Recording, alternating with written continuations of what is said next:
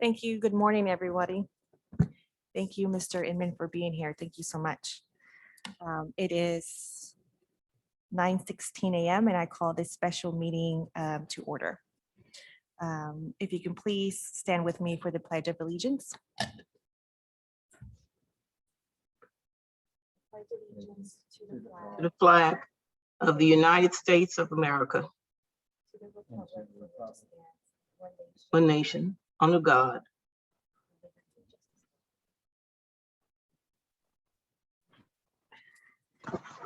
All right, do we have the proper certification posted notice?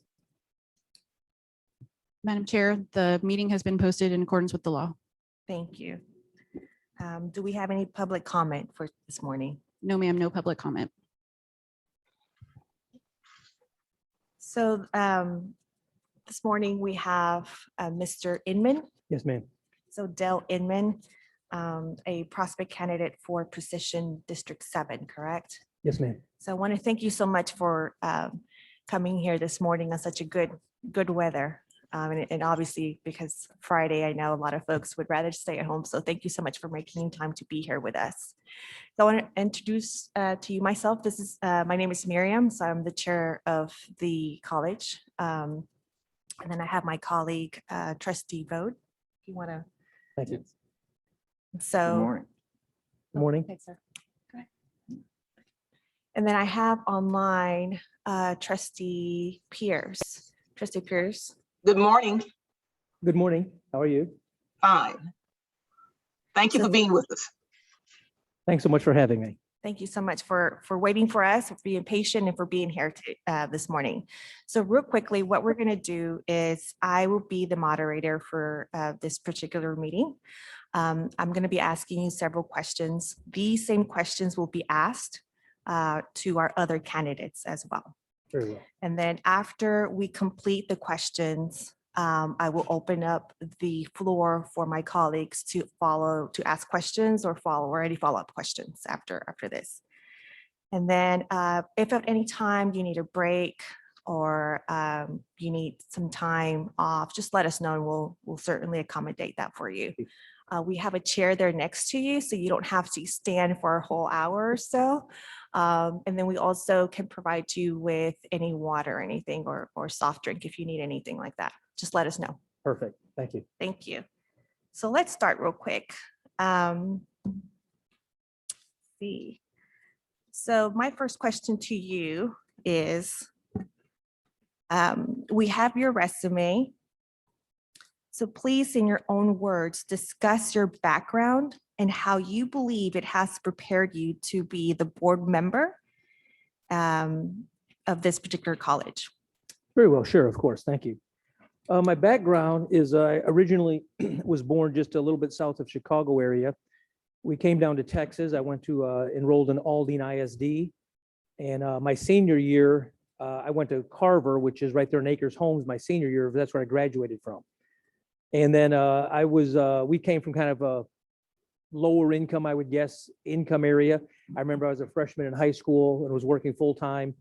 And at 13, I paid $100 a week rent at 13. So my point of that is that I see the struggles people have, and having come out of that background myself, I think our family rent was $4.25, and I paid $400 a month of it, as making like $265 an hour as a freshman in high school, washing dishes at night. And I see where I came from and I see where I am, and I so value education. And that I think education, God has blessed me, I'm going to say fairly richly. I've been into business most of my life. I've been self-employed with limo companies, construction companies, restaurants, an insurance agency that I retired from a few years ago. I have a farm now and some different rent houses around different things. And I look at all that I have and I say, what got me there, number one, I will say, I think it's God's graces. And secondly, was through education. So I see the situation of many people in the world today, especially right here in Texas, in our own country here. And I look at the benefits of the more knowledge someone has. It really does open up a world that's out there, that's there available for everyone. But it's often the key to that lock of getting to that world is through education. So although I've been self-employed since I was about 24 or so and had a lot of different companies, I've always been very respectful of people that are struggling and trying to get ahead and what that means to them. I do have I graduated with an Associate of Arts from Lone Star. I was actually, I think in 1983, enrolled at Lone Star College down there at the W.W. Thorne campus. And my brother and I were the first ones to ever go to college in our family. I beat him with my first master's. Then it became who's got the first master's and who's got the most masters. I do have 2 masters, one in business and one in theology and Greek and Hebrew. And we kind of joke about that a little bit. But in any event, again, I just want to say what makes me, I think, uniquely qualified for this is knowing basically a lot of our student population, I think, in our areas. I currently pastor a church over in the Cy-Fair area. So I think also with that footprint of living in Montgomery County, I've taught at the Conroe campus. I've taught at the, for Lone Star, I've taught at the Tomball campus. Years ago, I owned a restaurant, and one of my teachers at Sam Houston was a guy named Bill Lawler. He's passed now, but I remember he came to my restaurant one time and said, "What are you doing?" I said, "Well, I own a restaurant." And he said, "Would you want to teach at a college?" Now, he was at Sam Houston, then he was the director of business at the Tomball campus. This is probably 25 years ago. And so I started teaching for Lone Star. I've taught at the Woodlands campus. I've taught at the Conroe campus, the Lone Star campus. I'm currently teaching for Lee College, junior college. And in all my time of working full-time, self-employed businesses, I've always been willing to help other people in that their education endeavors. I currently also work, do some stuff in TDCJ for business for people that are about to get out of Texas Department of Corrections. So I think I am uniquely qualified in that capacity of knowing how business works, knowing the key of education, of getting out of a lot of people and improving their lives, as well as having taught at Lone Star and been a student there. My daughters have both been students at Lone Star, and I'm a very big fan of the junior college system. And then letting people go whatever that prepares them for, whether it be an associate's degree and in the workplace or in the military or military readiness, or then going on to a 4-year and advanced degree. I just see that as an incredible springboard for people starting on a junior college environment and then moving forward from that. Thank you, sir. Mhm. So you spoke about briefly the qualifications. So my next question was, or is, what prompted your interest in applying to be a trustee? So it kind of goes a little bit with the qualifications, but would you like to add to that? The qualification side, I do, like I said, I did graduate from Lone Star. I think it was back probably in about 86. And then I had a counselor at Lone Star. I was going to go into the work world, just start my dad and mom, I don't know if they're watching or not, but my dad was a Marine, U.S. Marine recon guy. And I remember getting out of high school at 17. I got out a little bit early. I did some advanced stuff in high school because I was working in that. So I got out of high school a little bit early, and I was 17, and my dad said, "You can get out of my house, you can go to college, you can join the Marine Corps." And I said, "Well, I'll go to college." And so he said, "Okay, that's fine. If you're going to go to college, I'll keep investing in you. But if you're going to start working." So anyway, I graduated from Lone Star with an associate's degree. And I remember there was a counselor that encouraged me to stay in, and I was going to go to work then, delivery driver for a printing company, a delivery truck was what I was doing then. And then anyway, I just remember this counselor talking to me, taking me to the side. We became pretty good friends, also in school, but outside of school. And I had an English teacher, Dr. Sanson, that he encouraged me as well. And I just look at that as far as the qualifications. Looking at that decision I made there at about 20 years age, maybe 19, somewhere in that window, going on then for my bachelor's in business, then going on for my master's, and then going on for about 15, 20 years ago, going for a master's in theology, which I told you I specialize in Greek and Hebrew. So the qualifications, I think, working for Lee College, currently having taught for Lone Star. You may know, I think you may have my resume there. I'm on the school board currently in Conroe ISD. Conroe ISD is one of the top-rated school districts out of 1,100 in Texas, and just last week was awarded one of the top 15 places in the Houston market to work. So I think having been on a school board currently for multiple years and overseeing budgets, in these $600 million range, knowing how budgets work. I told you I have a master's in business, and I was self-employed, owned a nationwide insurance agency. I retired a few years ago from that. But knowing how budgets work, expenses work, how they intertwine and need to match up, and you got to make tough decisions sometimes. I think I've done that in the last several years on Conroe ISD, then as well as in business and in the world. I just know how monies work and how you can come together getting certain goals and philosophies and visions or mission statements of an organization, and then getting the monies and the expenses to match up to make that vision a reality. And I think that's critically, when I read your this book that I was presented, the Lone Star Proposed Budget Report, as I'm going through this, I'm thinking this is something I want to be associated with. This is exactly kind of my visions and my ideas, and I see how you guys have matched up the revenues and the expenses, and I just think I'd be an asset to the Lone Star College Board. Thank you, Mr. Min. So before we proceed with the next questions, I just want to ask my colleagues who are joining me virtually to please turn on their cameras. We want to make sure that you are counted. Thank you. So you spoke about qualifications and your interest in this particular vacancy. My next question to you is, what in your view is the role of the Board of Trustees? So what is the role of the Board of Trustees? I believe the role of a Board of Trustees is to work with the Chancellor and other interested stakeholders, and what is the vision of the Lone Star College District. As far as teaching, learning, and providing student services for the communities that we're in currently, I think 11 communities, I think there was originally 3 and then 8 more added. So I think 11 communities that we're in, to see what those stakeholders or students or taxpayers, what their goals are, and coordinate that with the vision we have, or the Lone Star College District has, of teaching, learning, and providing student services, and setting that vision and getting multiple information from multiple stakeholders and shareholders that have an investment in the Lone Star College District, and trying to coordinate a synthesized or acided, down version of what is that mission and move forward with it. So I think a lot of that has to do with interacting with the community, interacting with our students, interacting with obviously the financial people, the budgeting process, and what can we do, what can't we do, and moving forward with that. But I have a very clear vision, as I mentioned earlier, that how valuable I find education to be.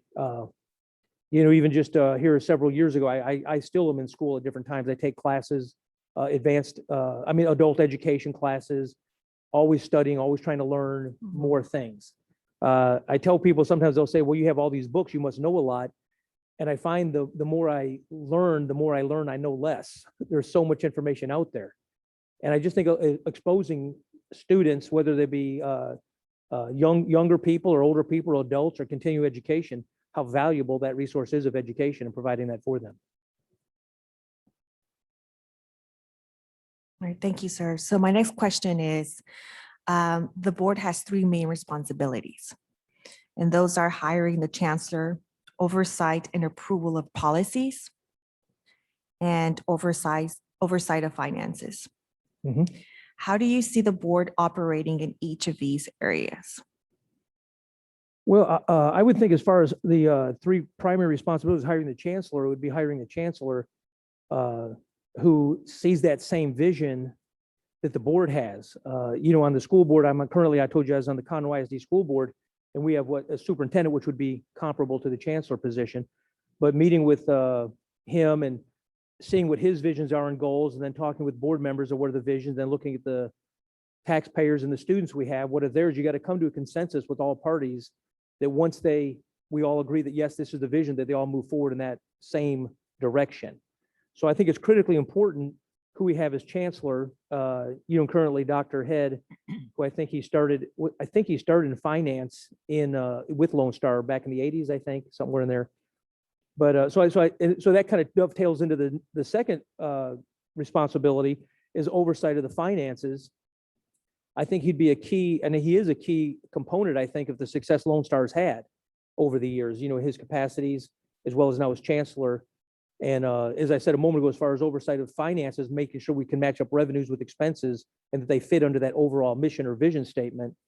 And of course, policy, again, what I said a moment ago, as far as listening to our various stakeholders, ultimately, the students and taxpayers, we serve them. That's our, again, the kind of the vision of learning, teaching, and student services. That services comes in, what policies do our stakeholders value, and how do we provide those services within the framework of the budget, the finance component within the framework of who is the Chancellor, who sets the day-to-day operational goals, as the board sets the overall, maybe longer term vision. Thank you. So just to add to that question more specifically, what is the role of the board versus the role of the administrators? I think the role of the board is definitely, as far as the finances, where will the money ultimately be spent? I do believe that the board is the ultimate final decision maker in some of these, in all these issues. So the administrative, as I said a moment ago, is more of the day-to-day in and out operational components, with certainly a valued voice in those decisions. But the board is to set policy. Ultimately, the board is the policymakers. For lack of a better word, the buck stops with the board at the end of the day, and that includes with the policy, the finances, and the chancellor.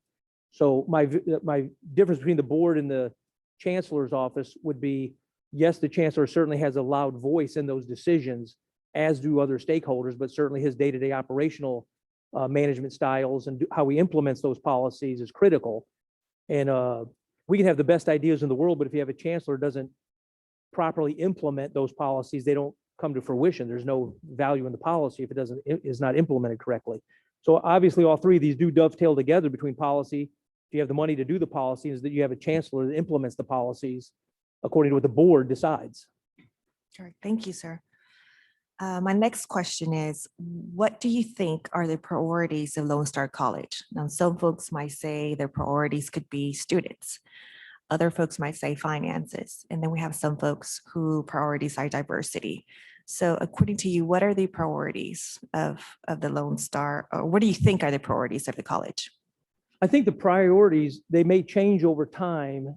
And ultimately, I think the priorities that we serve, and I said this a moment ago, we serve the stakeholders that we have, and that includes taxpayers, that includes the students, that includes community members and partners that in different communities may partner with us on different activities. And so our focus, I think, should be giving a product that for lack of a better word, I know it's kind of a business mentality, but providing a service and a product that our buyers or our market wants, and trying to fulfill those products through education and again through learning, teaching, and student services, which would fall into the student services. So the priorities would be, I think, properly serving our communities, and that may change over time. We may have a situation where some years ago, maybe diversity wasn't as stressed as it is today, 10, 15 years ago. So those priorities may change over time based on what feedback are we getting from the taxpayer and the students that are choosing our services. So trying to be as candid as much candor as I can. It's hard to say specifically because those may change over time. I think if you asked 15, 20 years ago, was diversity as high a priority as it is today? I think we'd probably say probably not, but that's changed. And I think for valuable change, feedback came from the community, feedback came from our students, feedback came from our partners, our taxpayers, and we changed accordingly. And so down the road, those may change, but I think the priority would be listening to the people we serve. If I had to narrow it down to one priority, listening to the people we serve in various capacities and trying to come up with the budgets and the financing to fulfill those as efficiently and effectively as we can. All right, thank you. My next question is, how would you approach your role as a trustee representing District 7 versus the entire system? Yeah, I think that goes part of my unique qualification. I had someone say someone that had talked to me, I was talking to them about looking into this at one point, and they said, I don't know if anyone has a bigger footprint than you, and that, you went to Aldine, so you have roots in Aldine still, and you went to the original campus there at W.W. Thorne, you pastored church in Cypress. Some of the kids and youth in the church I pastor, they go to the Cypress campus or the Tomball campus, somewhere over there, depending on where they live exactly or where they're enrolled at. And then you live in Montgomery County, and your own kids go to the Woodlands campus. You've taught at so I think I would have a good balance between maybe what's best for position 7, but I also have a very valued interest in what happens from Montgomery County to almost Katy. So I think that would give me a very broad perspective, and the people I talk to, whether they be friends and family in Montgomery County or friends and family that I have in Cypress or friends and family that I have in Aldine area. I would be able to hear those various voices and look at what's best for Montgomery County as well as what's best for the overall system, and have a good handle on feedback from people I know and trust that would give me, here's what our situation is. So certainly not want to step on any other board members' toes in their area, but I do have a footprint from basically Huntsville to Katy, in this northwest district where Lone Star is. Thank you. The next question, what challenges do you believe Lone Star College faces today and in the future?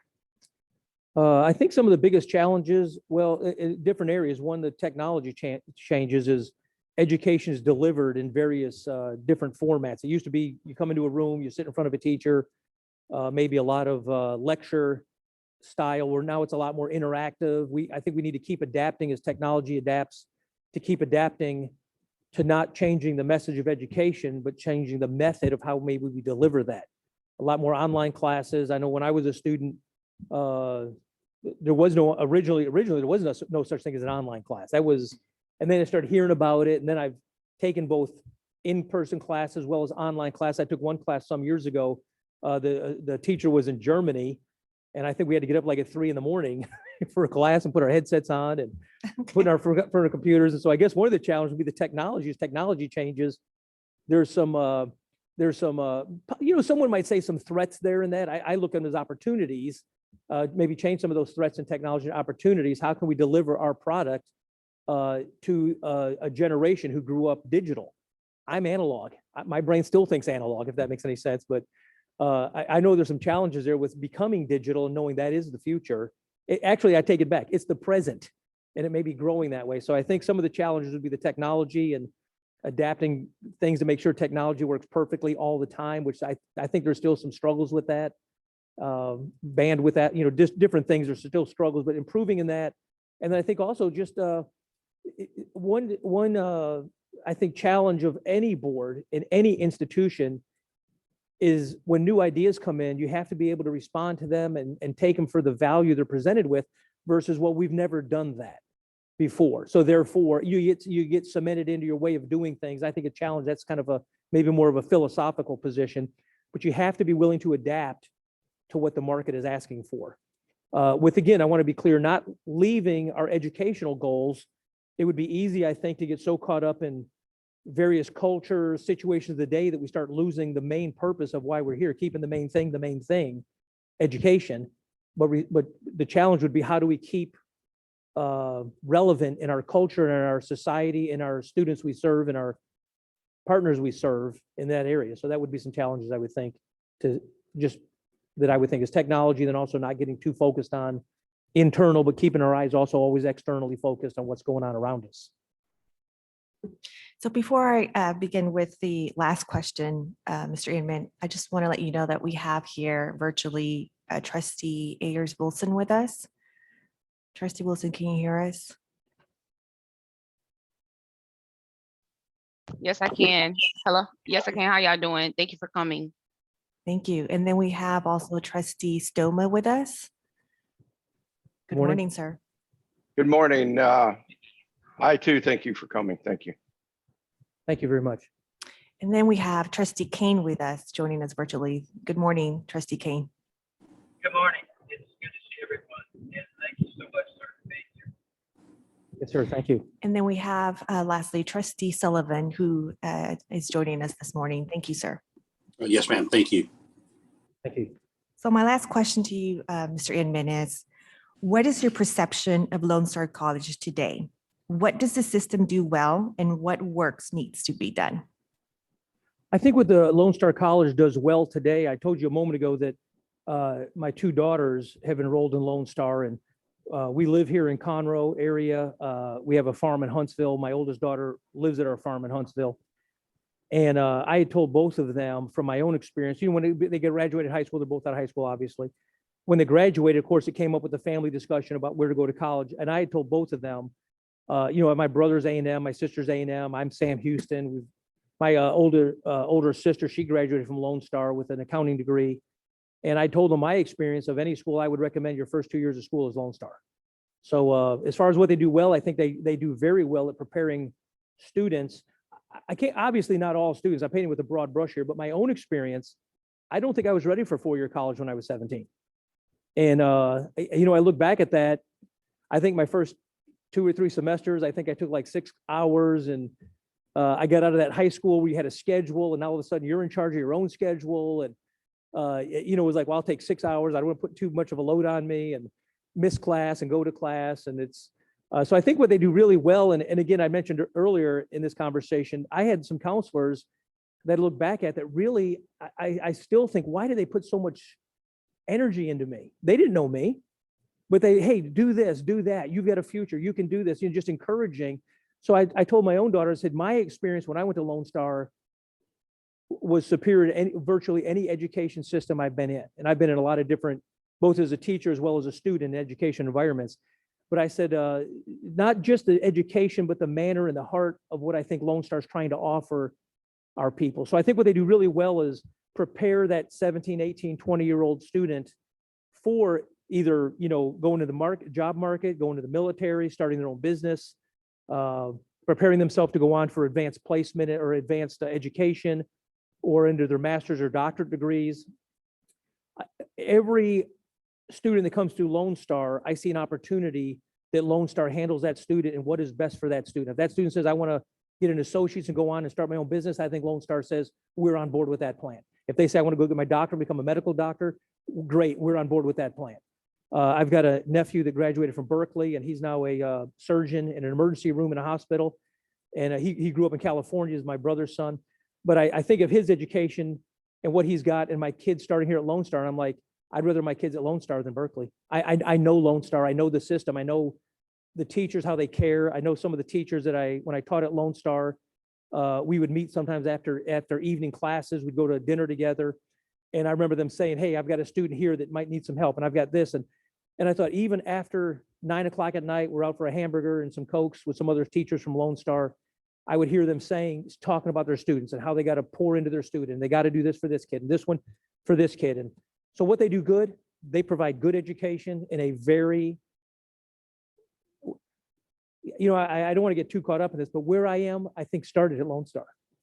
Because I was in that very different kid could have fell through the cracks. And I just look at those counselors that poured themselves into me, and I think Lone Star is very good at that. And when I talk to the teachers, I hear their hearts for our students. And so I think they do really good at that. As far as what we can do to improve, forgive me, it's a colloquialism. There's always room for improvement. There's always, you got to whittle that edge, sharpen the knife, just keep improving. Because again, I say, if you stay stagnant, you're getting passed up. So maybe those 10-year, think that every 10 years, a college or university or an education says, how do we improve? What's our next goal for the next 10 years? We're going to focus on, whether it be writing skills or communication skills or whatever that looks like. You've always got to be out there. What do we think for the next 10 years is best suited for our students to make them the very best when they get out, to be proud of? Hey, I tell people, I'm proud I started at Lone Star. Oh, I went to A&M. I went to this. I started at Lone Star, and I'm proud of that because I see where it got me. So I think what we do good is care for our students and provide for them education they need, whatever their goals are. And we're a stepping stone in their life. We're a stepping stone in their goals. And we do that as best we're able. And again, the improvement side is just continue listening and getting feedback from our community partners, students, taxpayers, and keep providing the services they're asking for. Thank you, Mr. Inman. So the next process would be to open up the floor for my colleagues to ask any follow-up questions. But at this time, before we do that, would you like a break, or are you okay? I'm good if they're good. I know they want to get done with this so they can go enjoy their beautiful sunny day. Okay. So if they're ready to go, I'm ready. Sure. So colleagues, I will open up the floor for you to ask any follow-up questions, please. Just want to make sure that you announce yourselves before you ask the question for me. Thank you. Well, This is Mike Stoma. Mr. Inman, can you hear me? Yes, sir. Mr. Yes, Inman, what's the difference between governance and administration? I'm sorry, could you repeat that? You broke up or I didn't hear you. What is the difference between governance and administration? I think governance is kind of what the board does as far as setting policy, having the final say-so on which direction the district is headed and what its goals are. Administration is the fulfilling or the execution or implementation of those policies the board has set. Does that answer your question? It answers my question if you're satisfied with the answer. Thank you. Thank you, sir. Thank you, Mr. Stoma. I wanted to ask you if you, when I first came on the board several years ago, I was a member of a board of a municipal utility district. And because the municipal utility districts levied a tax within the same geographic boundary, I had to step down from that position to serve on the board. Mhm. Are you aware of that? Yes, you Okay. can't be on two different taxing entities. Right. Yes, sir. Okay. Thank you. Okay, any other further questions for Mr. Inman?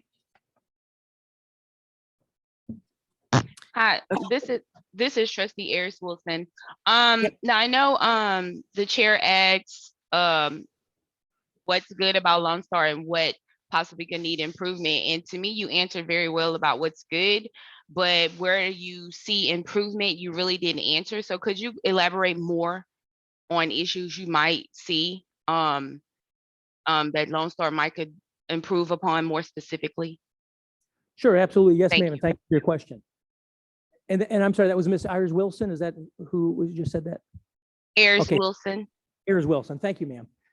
I think some areas that we could improve on, and this is, I think, an ongoing challenge for just my perspective for Lone Star, as well as many other institutions, is I've tried to convey a heartfelt sense of listening to all our partners, whether they be students, taxpayers, business partners, community members, and making sure we have a very diverse pool to pull our ideas from. And where I'm headed with this is probably in diversity and making sure that, I said earlier, I pastor a church, and I talked to someone the other day about our leadership in the church should be reflective, I think, of our congregation. And I'll just leave that at that. As far as when I look out and I see multiple different ethnicities and languages, I think several months ago, me and one of our deacons, he's from the islands in the Caribbean, and I was in the back, and I was just kind of right as they were doing the singing and before I started preaching. And I told him, I said, just look at our congregation right now. I said, what's that? I said, we counted 10 different ethnicities and cultures in a 100-person congregation. And I pride myself, and our church is very diverse, and people coming in, as well as making sure that we reflect the congregation in our leadership. And I think that any institution maybe should consider, well, no, I don't think, I know institutions should consider those issues in hiring and promoting, and does our leadership of our institutions reflect who we serve? So that's probably, you said about what could we improve and be more specific. That's something that kind of I do consider, and I've just had discussions on that in the church setting I'm in, and in different businesses I've owned. I had a limo company, I said some time ago, and I made sure that in the leadership of that limo corporation, that we were a diverse company, and just had different ideologies, different ideas, different thoughts. Because I do believe, as I have said, it's so easy to get stuck into well, this is the way we've always done things. And when I hear someone say that, I know they're headed for disaster. You have to be able to adapt and change to what your market is. And so as our student population changes, I think that should be reflective across the leadership and the different positions we have and the teaching and all those different services we offer. It needs to be reflective of those changes. And again, then I said, I think, specifically the technology issues and some other issues as well as far as improvement. But does that answer your question? Yes, thank you. Thank you so much. So, Mr. Inman,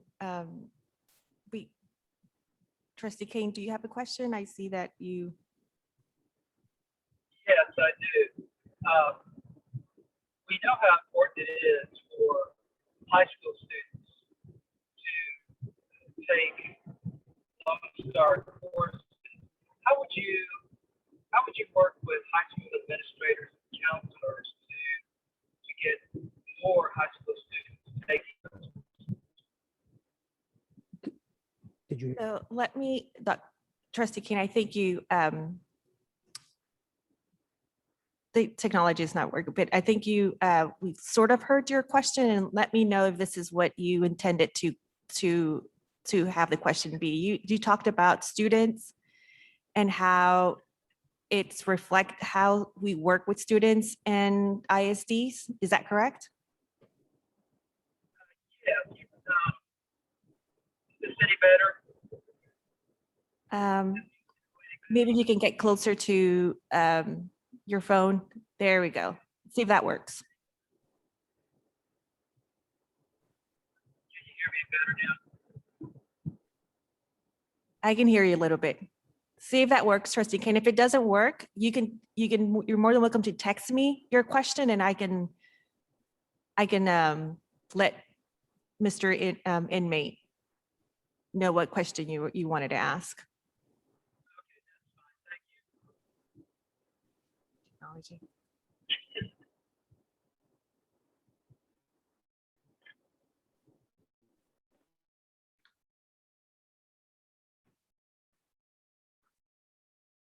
So Mr. Midlips, if you allow me just a couple of minutes, Sure. Trustee Kane is going to text me his question. Excellent.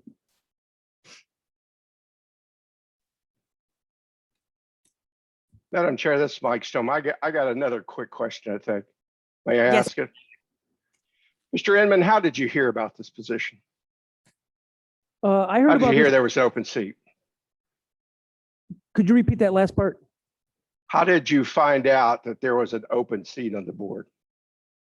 I believe I found out through the Community Impact newspaper that the previous District 7 board member had resigned and that opened a position. Okay, thank you. I read through the newspaper. Thank you.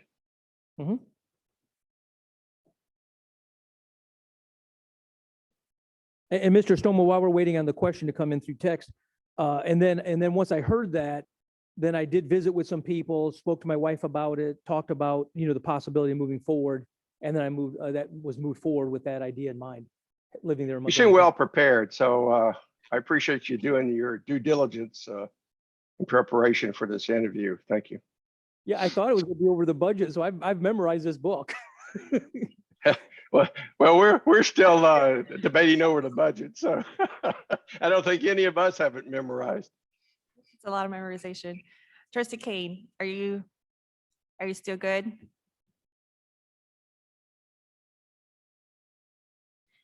Just unmute yourself, sir.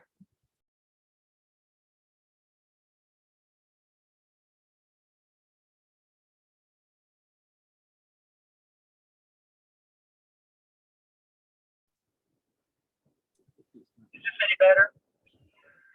Yes. Okay. My question was, do you have any recommendations for how the Lone Star administration can increase the number of high school students who are taking Lone Star courses? What I heard was, do I have any recommendation on how high school students can, and then I didn't hear the last part. The last part was, do you have any recommendations for how the Lone Star administration can increase the number of students who are taking high school, who are taking Lone Star courses?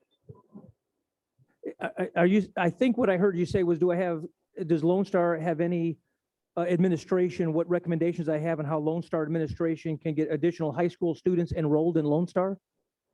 That's correct. Okay, Taking Lone Star courses while they are in high school. oh, dual credit. Yes, Or- exactly. Okay.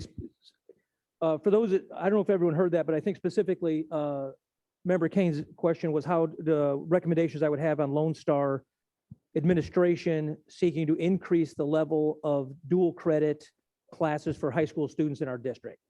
And I would answer that by, as I've said earlier, as far as making partnerships, years ago here in the Woodlands, I was a independent mortgage broker when I first started back when I was about 22, 23, 24 years old, somewhere in there. And definitely, I think board members being in their districts, reaching out to the superintendents and in the school districts and advancing those goals. I mentioned earlier, my youngest daughter enrolled in Lone Star, and she has taken small vet classes. I think she got out of high school I think it was with 21 college hours already. She had her English done, I think some math, I think some history, and then she had a lot of some vet classes she had taken. So I definitely see the value in that, especially if we get a really good message out there with telling parents or the taxpayer as well as parents that the amount of savings dollars it would save them by having their kids enrolled in high school, taking dual credit, taking additional classes. Once we make very clear the message how valuable education is, which I think Lone Star does a very good job at that, but then increasing that footprint that we have in our schools, our high schools, visiting with the counselors, the administration, the superintendents, and just seeing what can we do to get more in those schools with the services we offer to those students. That's in no way taken away at all from the high school experience, but it opens up worlds to some of these students that want to start their college careers at an earlier level or earlier stage. Plus, it's an incredible savings to the taxpayer. You know, if that student can get the class at Lone Star and do the high school requirements at the same time, I just think that's a win-win-win for Lone Star, for the student, and for our various partners. That sets those students up for success coming out of high school, that they're already well on their way into college. Thank you. Sure, thank you very much, Mr. Kane. Did that answer your question? Again, my recommendation would be continuing to make better relationships in those high schools we serve, in those districts we serve. That would be to specifically answer your question about recommendations, that would be my recommendation. Thank you very much. Mhm. Thank you. Thank you. Thank you, Trustee King. Thank you, Thank you. Mr. Uman. Good answer there. So before we end this portion of the interview, do you have any comments or questions for us? Or would you like to add anything else to your resume? As far as adding to the resume, just Or I love anything Lone that you would Star. like to tell us I don't about think that's on there. Yeah. or anything that you would like to tell us about yourself, aside from what you already spoke? I would say the only thing else I don't think it's on that resume, and something people know about this being the community, that when I say I care for kids and their plight, having come out of what some would say was a humble beginnings, in the last 30 years, my wife and we've had over 100 children live in our home, some through CPS, some through parents just having a tough time. After Katrina, we had 22 kids in my house for 3 months. And that was a zoo, having 22 kids you don't know in your house for 3 months, and it's lunches and dinners and breakfast. And so the only thing I would add is, when I say I really do care for kids and their plight and their futures, that's not just me saying that. You know, I volunteered coach soccer for about 20 some years in Conroe and in the Woodlands with Texas Rage and Woodlands Rush. I really do see children as the future. You know, at our church, I always talk about developing our youth. And a few weeks ago, we had our youth lead our church service. And there was some people, why are you doing that? And I said, well, guys, look around this room, and in 30 years, we won't be here. Who will be? And I look at our youth like that. I look at these kids that came in my home all those years, and I'm just looking, this is the future. We won't be here 20 years from today. Who will be? And if these kids don't have people that poured their lives into me like they did, I remember a teacher I had at Aldine High School named Miss Lockett, my English teacher, and she let me grade my own final. I was in 10th grade, and I was like, why are you doing that? She said, I trust you. Here's the key. You grade your own final. And I look back at that. Look at the amount of trust that an English teacher put into me. And that's back when I was working full time, in 9th and 10th grade, trying to make ends meet. 7:30 in the morning, school started. I didn't get home to about midnight sometimes, washing dishes. And I was sleeping in class sometimes, and it was all I could do to stay awake. And I just remember this teacher saying, you've got this, you can do this, and I trust you. So the only thing I'd say is that when I say I'm wanting to serve our community, it's not something that just showed up 2 months ago or several months ago when the previous member retired. I've always been willing to serve the community. When there's disasters, I'm loading water and I'm coordinating. Some military vehicles came out of Kansas. Remember with big Chinooks, and we were organizing water that going down to Beaumont Hospital, helping. And when I was asked to be a soccer coach, I said, sure. When I was the president of Willis High School soccer club, someone said, would you do this? I said, absolutely. I will. If the community wants me to serve, I'll serve. Today, I'm going to try to get off work a little early. We've got, without going into too many details, some veterans that have some struggles or trying to fit back in society properly. And I'm taking them up. We're doing our Thanksgiving dinner this weekend. We're having brisket and going up to the farm and having horses and dogs and cattle and just having a great time. So if I see a need to serve somewhere, I plug in. So that's not on the resume, but that's who I am. I do believe in service, serving the community you're in, blooming where God planted you. And he planted me here in Harris, Montgomery County, and that's where I'm going to bloom. And that's where I try to. So that's not on the resume, but that's who I am. And the only thing I'd comment is I want to thank you all so much. I mean, I'm struggling with coming in today. It was such a beautiful day. And I want to thank you all. Your questions were fantastic. I appreciate your questions. I appreciate the seriousness at which you're going to make this decision. I don't know everyone's background, but I will be praying to the God I serve that you come to the right conclusion.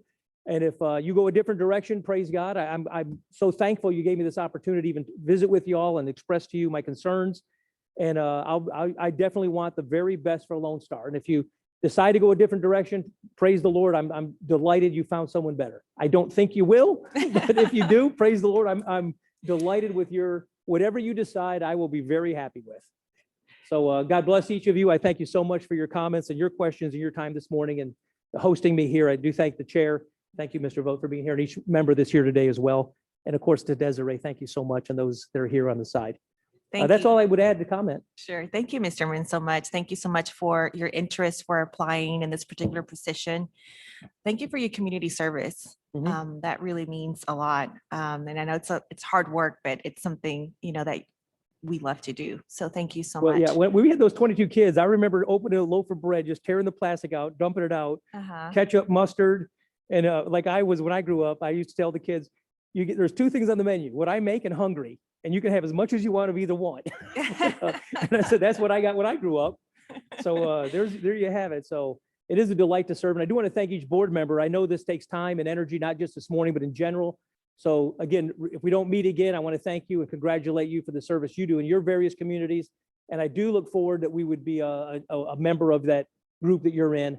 I would look for your choosing me, but do whatever you think best.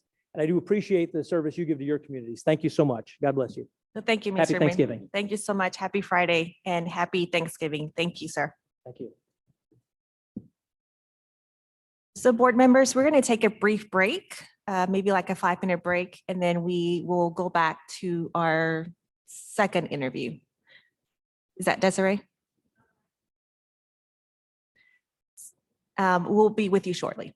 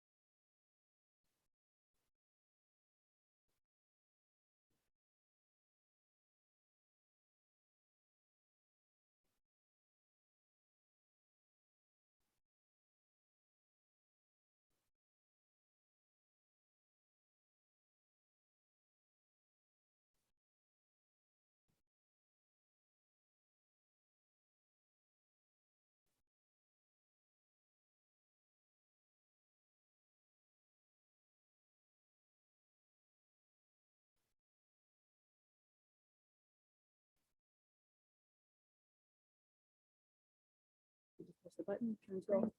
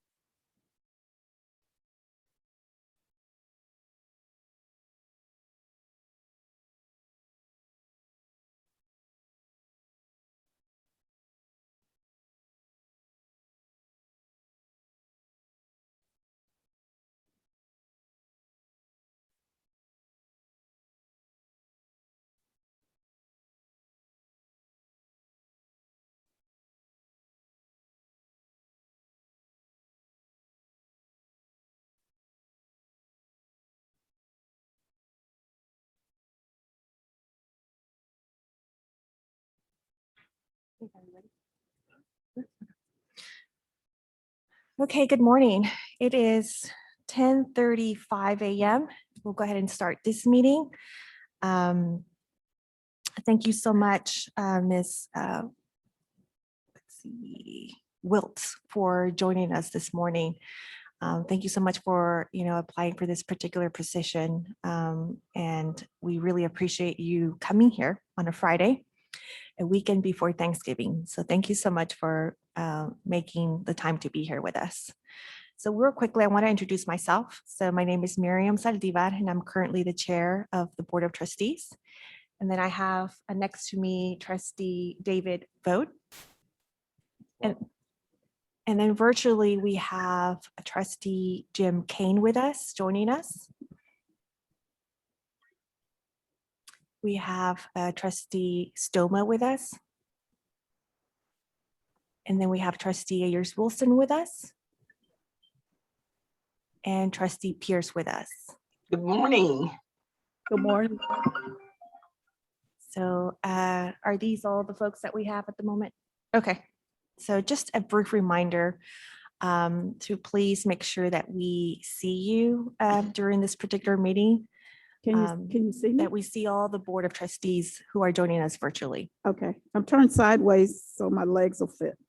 That's okay. That's fine.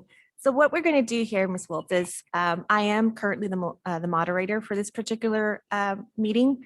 So I'm going to ask you a set of questions. These questions are the same questions that I will be asking and that I have asked of the other candidates. So after we complete this portion, what I'm going to do is I'm going to open up the floor for my colleagues to ask any follow-up questions. Okay. And then after that, we'll go ahead and open up the floor just in case if you want to add anything else to your resume or anything else that you would like to tell us that we don't know. Okay, So let's start. You ready, ma'am? sure. Okay, so let's start. So my first question to you, ma'am. First, thank you so much for joining us this morning. So we have your resume. Please, in your own words, discuss your background and how you believe it has prepared you to be a board member at one of the premier community colleges of the country. Wow, premier of the country. That's great. My background is community outreach, community engagement, working with families, working with students to get them enrolled in college. My own mother, of course, back then, she was a Negro and colored. She attended Texas A&M. And, she attended Texas Southern University. My training as a community health worker instructor was from A&M. Working with students, working with families to get them enrolled in college, making sure that they understand the importance of education, making sure that they know that the way to a better life is to be a part of the workforce, and the way to do that is to be educated. So one of the things I wanted to do was to make sure that we help with the enrollment of the students in colleges, and we have access to students to provide those services, volunteering inside of Conroe ISD, Splendora ISD, working with students in Willis ISD, and also out in New Caney. So we have access to the students and the families, services in English and Spanish. And we think that we have access to the students, and if we have the material with us, brochures, pamphlets, discussion of Lone Star, then we can help recruit students for the college.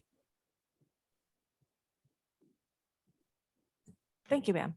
Next question. What prompted your interest in applying to be a trustee? Well, I'm an enthusiastic volunteer, meaning that we want to make sure that we're excited about the position, make sure that we have the level of we're glad to be here. And the other thing is that it's an opportunity to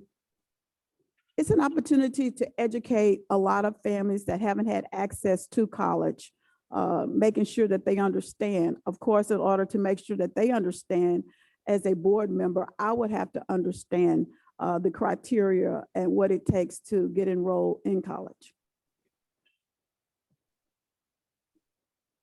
Thank you. Next question. What, in your view, is the role of the Board of Trustees? Well, it's in the name. You have to be trusted. You have to be respected. You have to be a respected person of the community so that your life actually reflects your position as the board, making sure that your commitment is to be on a top level. You know, when people see you, they see the board, they think of your attachment with the college. So you want to make sure that you are respected in the community. You want to make sure that you are addressing the items of the board as a team as you go out into the community. Next question. The board has three main responsibilities: hiring the chancellor, oversight and approval of policies, and oversight of finances. How do you see the board operating in each of these areas? And more specifically, what is the role of the board versus the role of the administration? To me, it would be transparency. Transparency in all three of those components. Making sure that board items, the ones that are private, the ones that are public are available for the community to see, so that when we are out being transparent, we can apply those services. The other thing is it's important as a board to operate as a team, and as operating as a team, you are responsible for certain responsibilities, which is different from a faculty member or an adjunct or a part-time staff. So transparency is the most important thing. What do you think are the priorities of Lone Star College? Some might say students are the priorities. Some might say diversity are the priorities. And then some might say finances is a priority. What do you think are the priorities of Lone Star College? I think finance has to be an important part of it. Otherwise, you cannot operate. I know that earlier this year, House Bill 52 provided $3.3 million for colleges. And those funds are available for community colleges also. So I would say finances is the most important thing, making sure that, you know, there's a place for the students to be. Can't be here without the lights on, you know, and also with that comes the technology that goes along with it. So you have to have the finances. Students are very part of that, because without the students, it's an old country saying that you can't have pork chops without any pigs.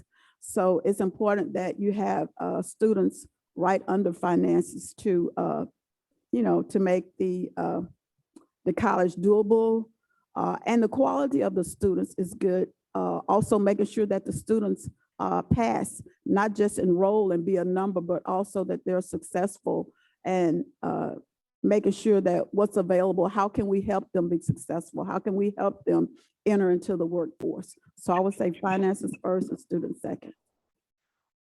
Good. How would you approach your role as a trustee representing District 7 versus the system? Making sure that, you know, reading about the college, looking online, studying, seeing what Lone Star stands for. There's also should be some sort of guidelines as far as what is discussed and not discussed with the public, making sure that I understand what's expected of me, my level of commitment, so that I am able to step up to the plate to do what's required of me, and making sure that at the same time that Yeah, there are rules and regulations. There are some that can be tweaked, but then there are rules and guidelines that this is the way it is. So I think that that needs to be clear for board members, making sure that they know their level of commitment. How often do you meet? What's expected of you? And working as a team. Get a bigger picture. What challenges do you believe Lone Star College faces today and in the future? You can't discuss challenges without discussing COVID-19. The guidelines of COVID-19, what are the standards as far as keeping the students safe? What is the standards as far as keeping the families of the students safe? What are the guidelines on campus as far as masks, sanitation? I think safety is a really important part of it.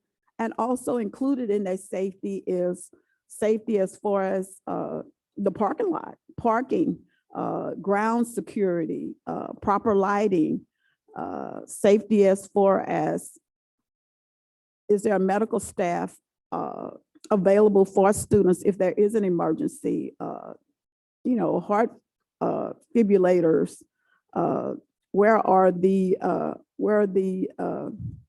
extinguishers, the fire extinguishers? Where are they? Are they working? When is the last time they were checked? Are they on guidelines? Are the elevators properly working?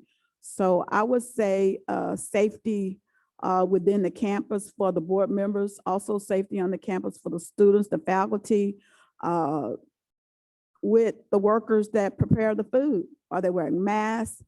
Things like that, that should be CDC guidelines as far as safety and COVID. I would say would be one of the top priorities right now. It's on everybody's mind. Is there grief counseling on campus available for students affected by COVID? That safety and all the components that go along with that are very important, I think. And my last question is, what is your perception of Lone Star College today? What does the system do well, and what work needs to be done? I love the college. I love the fact that it's local. I love the fact that students that, in Conroe and this whole area of Montgomery County is very rural. Rural students have an opportunity to go to one of the 7 campuses and the extended campuses so that they have access to a higher education. I love that Lone Star has been around a long time. I love the fact that when you say Lone Star, people ask the question, are you talking about Lone Star, Texas, Lone Star College, or Lone Star Family Health Center? So with Lone Star in the name, to me, it really means a presence of a high level position as far as the name. The students that I've talked to, they love it. A lot of students want the opportunity to come back. And I like the fact that Lone Star has online classes also. The online classes have helped a lot of students that can't get away, a lot of moms that are at home right now, a lot of dads that are having to recreate their careers. So access to online campus, I think that's really important as far as Lone Star. Enrollment of students, I would like to see that number pick up a little bit more. And with that, maybe a launch of not a new Lone Star, but these are the opportunities, and have you thought about this? I know that with the money that Congress had passed, one of the things that they had talked about as far as colleges in Texas and higher learning was education and the health field. So those are things that, of course, that depends on the competition with the 4-year colleges, because if you offer a 4-year and you're a 2-year college, then there's a little bit of competition, but that hadn't been worked out in Congress yet. I don't know if it's been worked out at Lone Star or not yet, but it's definitely a serious institution, and it should be respected, and a relaunch, I think, maybe. Thank you, Ms. Wiltz. So at this moment, we're going to open up the floor for any of my colleagues if they would like to ask any follow-up questions. Thank you. Madam Chair, it's Mike Stoma. Yes, May I sir. ask a question? Yes, please. Thank you, Ms. Wills, for coming out and speaking with us today and interviewing for this position. I have a question. What is the difference between governance and administration? Government is a higher body. It is the final say. It is the laws and the constitutions behind it. Administration is what an institution puts together to coordinate their company or their campus or their nonprofit or for-profit. Okay, thank you.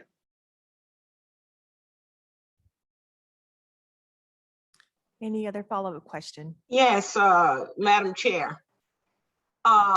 Yes, ma'am. Good morning, Ms. Wills, and I appreciated your comments, and it appears that you have a lot of grassroots knowledge.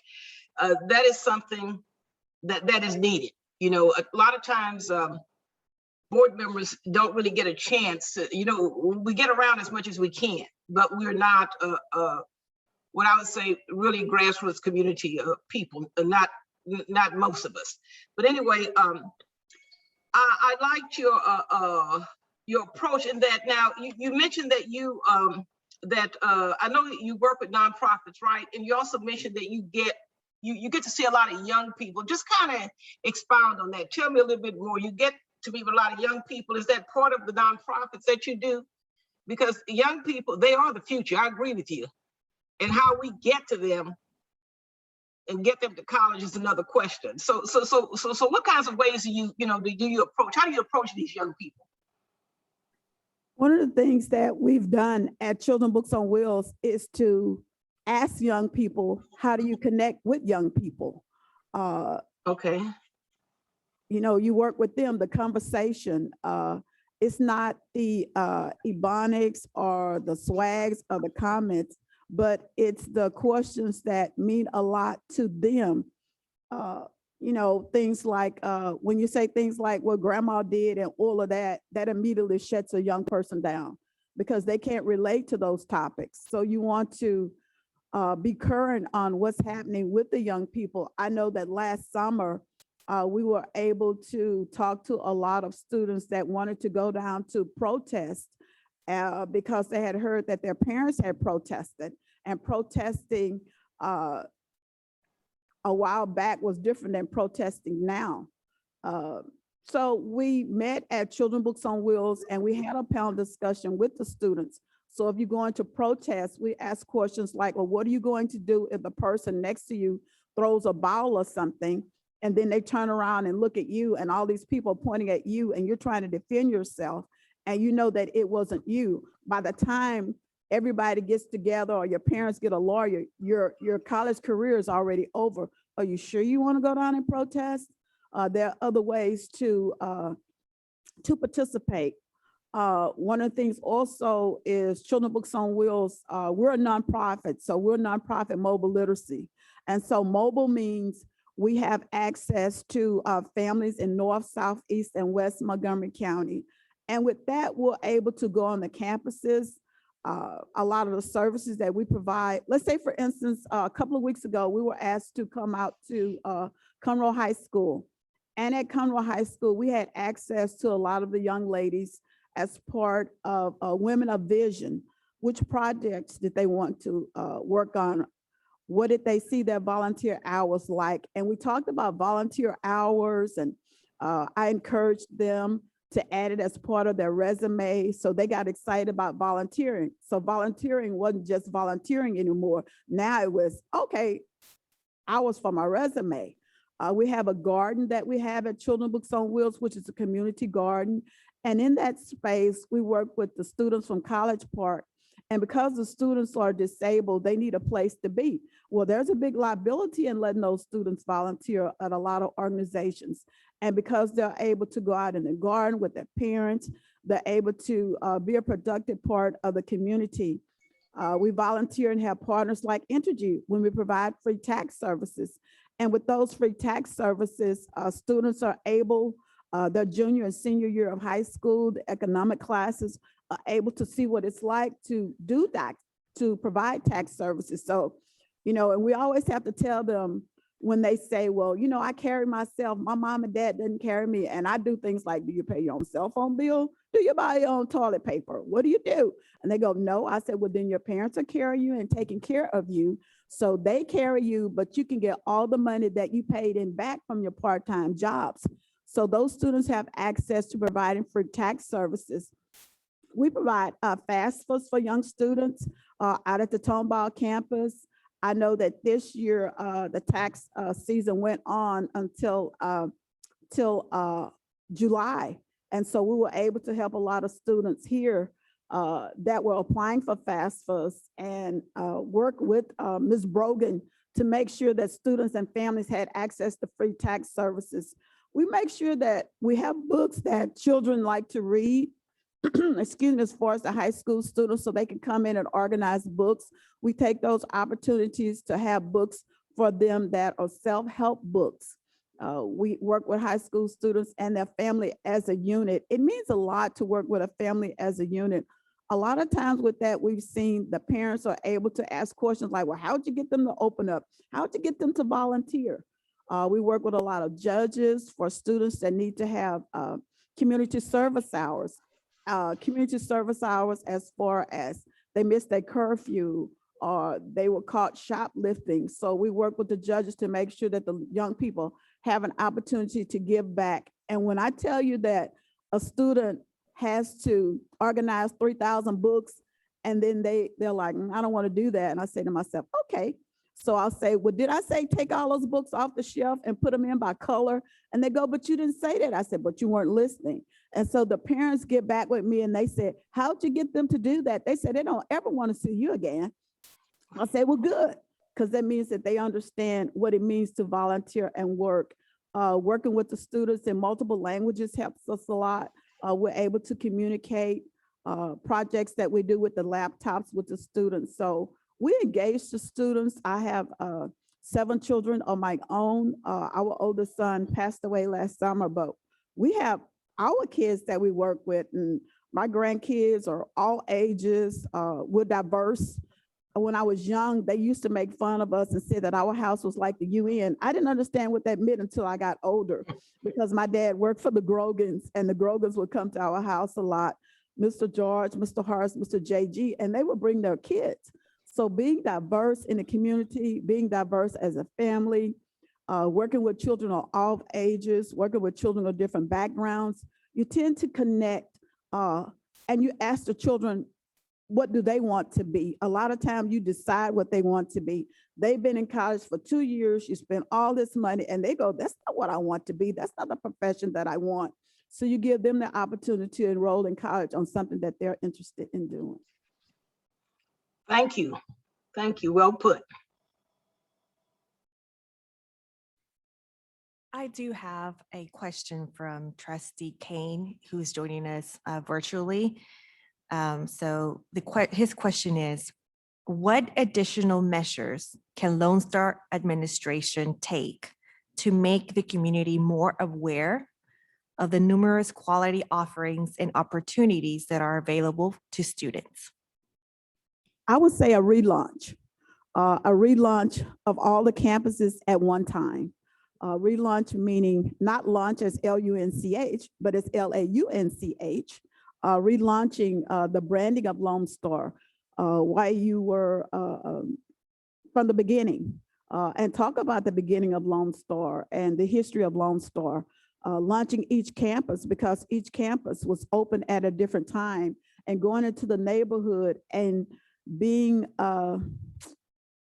proactive as far as reaching out to the schools in the neighborhood, even going out to the campuses and Lone Star on campus. And this is the services that we provide. We would like your students to attend.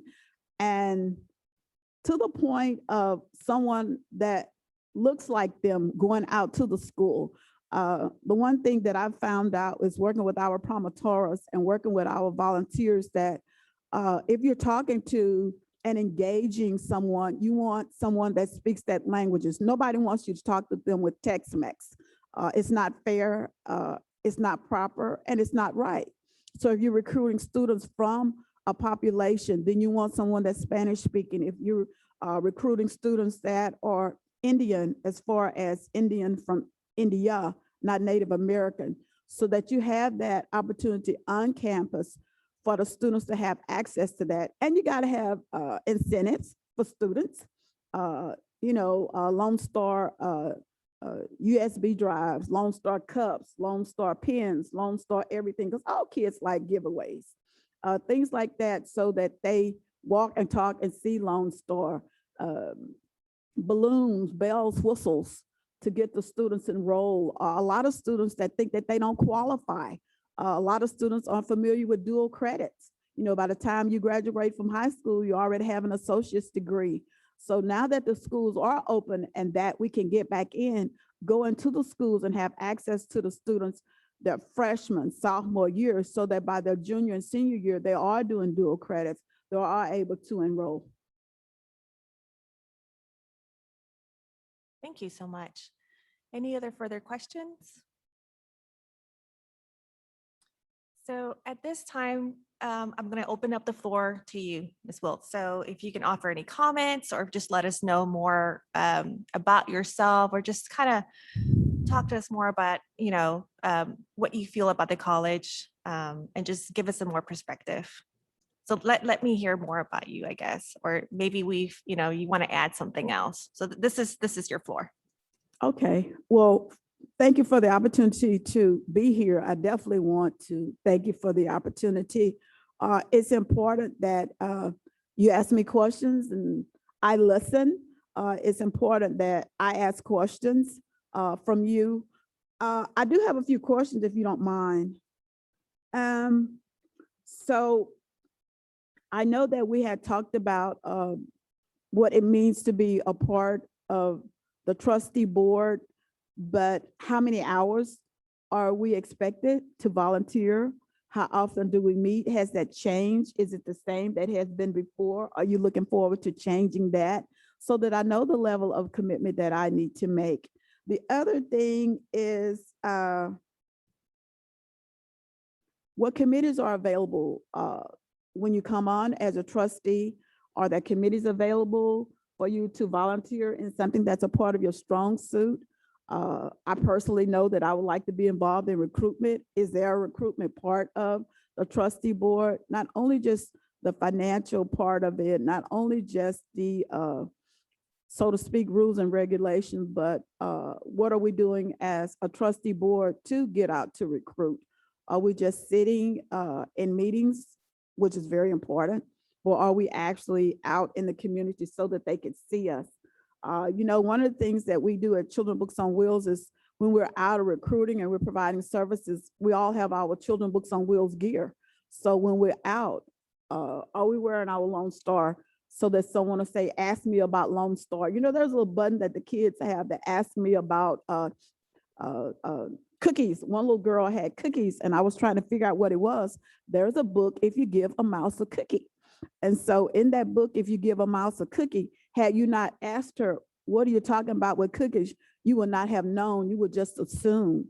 So I like to see us out in community so that people know who we are as far as relating to the college and what we need to do.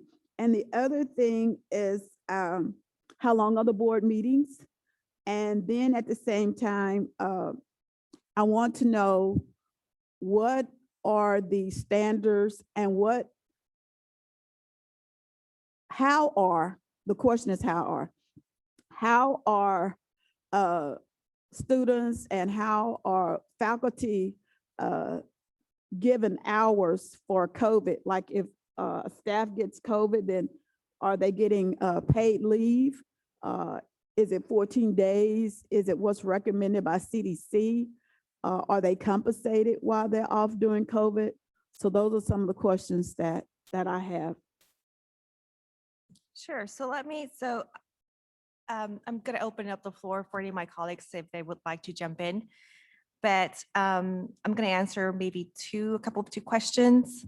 So the first one was the hours and level of commitment. So we meet every month, maybe like a Thursday or 2 hours out of the month. Usually, typically during December, the month of July. And then obviously in January, the board does not meet. But currently we have redistricting.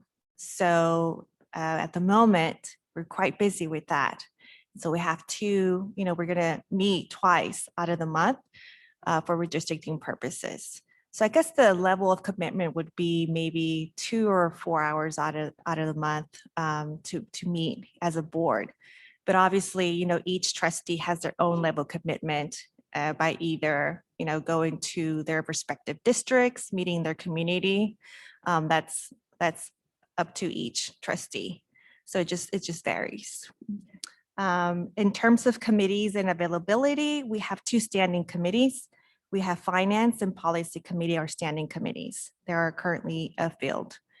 But we also have ad hoc committees. And so those particular committees come up, let's say if we have, for redistricting, that's an ad hoc committee. And so that committee serves purposely for the redistricting type of issues or meetings that we have. So standing and ad hoc committees, and the level of commitment to those is, again, sometimes they meet every month or sometimes they meet, every 2 months or so forth. Does that answer your question? Yes, thank you. Okay. Board members?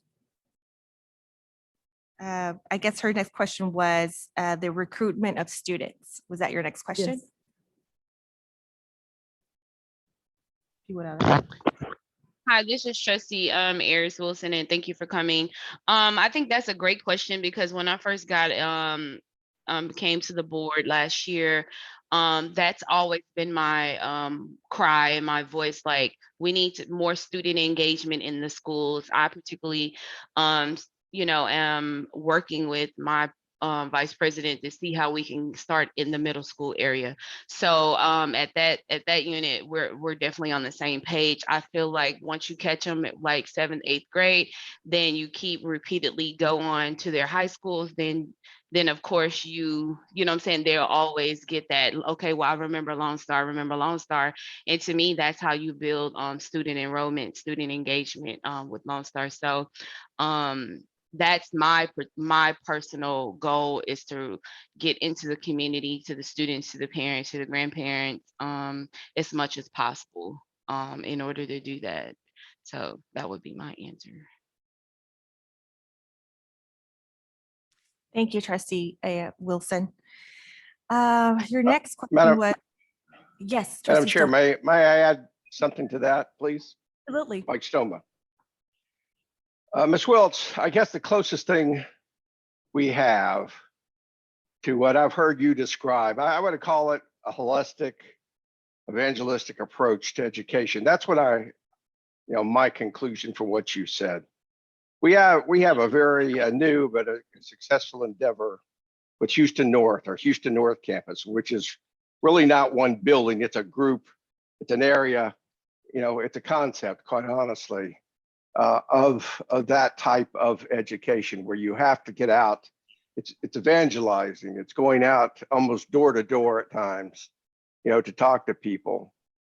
That's where I said where you have an advantage over some of us, especially me, that you're engaged there now. You're engaged at where the message needs to be delivered. And quite honestly, my opinion, I guess I'm giving my opinion here, is that we need to do more of it. So that's where I would say is your strength coming to this team is to articulate how to do that better, how to do that more, within our structure and our financial constraints. Maybe that helps you understand as where we are, and any of my other colleagues can certainly chime in and add to or correct anything I've said. But I think it's a worthwhile approach and endeavor that you do. Thank you. Madam Chair, this is Trustee Pierce. I want to reiterate too, as far as recruitment, that has also been one of my chief concerns, is how we recruit. Some students, especially our disadvantaged students who live in those socioeconomic areas, and their parents may not have gone to college, and they don't look at college as a way, as a way to build on, but some of them may be workforce, and I'm a proponent also of workforce. Some students, they can be bright as they can be, but they might just want a career in workforce. I have a lot of, I have some of that in my family. I have the brains to get a 4-year degree. I don't want that. I want to go to work. And so, and the wave of the future, and this is coming from the Deputy Secretary of Labor and Commerce nationally, 30% of our constituents, of people, period, in America will not go to college. Okay, they will not, 30% will go to college. A small percentage of that, I'm sorry, to get a 4-year degree, and a small percentage of that will get a terminal degree. You have 70% of our people who are not going to go to a 4-year college. So it's up to the community colleges to pick up that void. You know, we have to be the voice that gets that 70% prepared in the employment industry. Because right now, listen, I can't believe this, but as far as the news says, we don't have enough workers now. You know, there are a lot of people who just, and then look at young women who have children.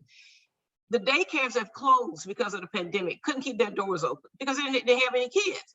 Now, single parents, even parents, who have a 2-parent household, they don't have daycare, so they have to stay home. And then you have other people who are trying out, employees who are trying out different careers. You know, they might have been a busboy washing dishes, now they're in delivery.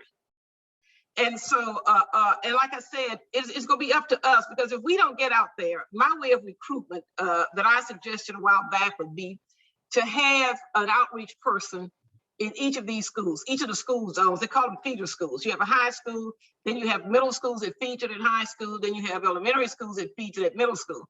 And then you start them off in middle school, with a person going into the schools, and they don't do it but yearly. You know, I've been in education 40 years before I retired, so I know how this works. They can go to the schools and just kind of say, Lone Star, blah, blah, blah. When you get that name going, like Trustee Wilson said, they remember the Lone Star, and then maybe they could, and then you just keep doing it. But that one recruiter has to, from the college, has to be in that same feeder school. Relationships are very important in communities. They really are, because relationships say trust. I trust you. So you have to build, just as you've done, you have to build relationships in these communities. I know as a fact, because people won't even talk to you. It's just a mistrust there. So recruiting is very, very important to me. And another component that's important to me is the mental health factor. And I've talked about that a lot.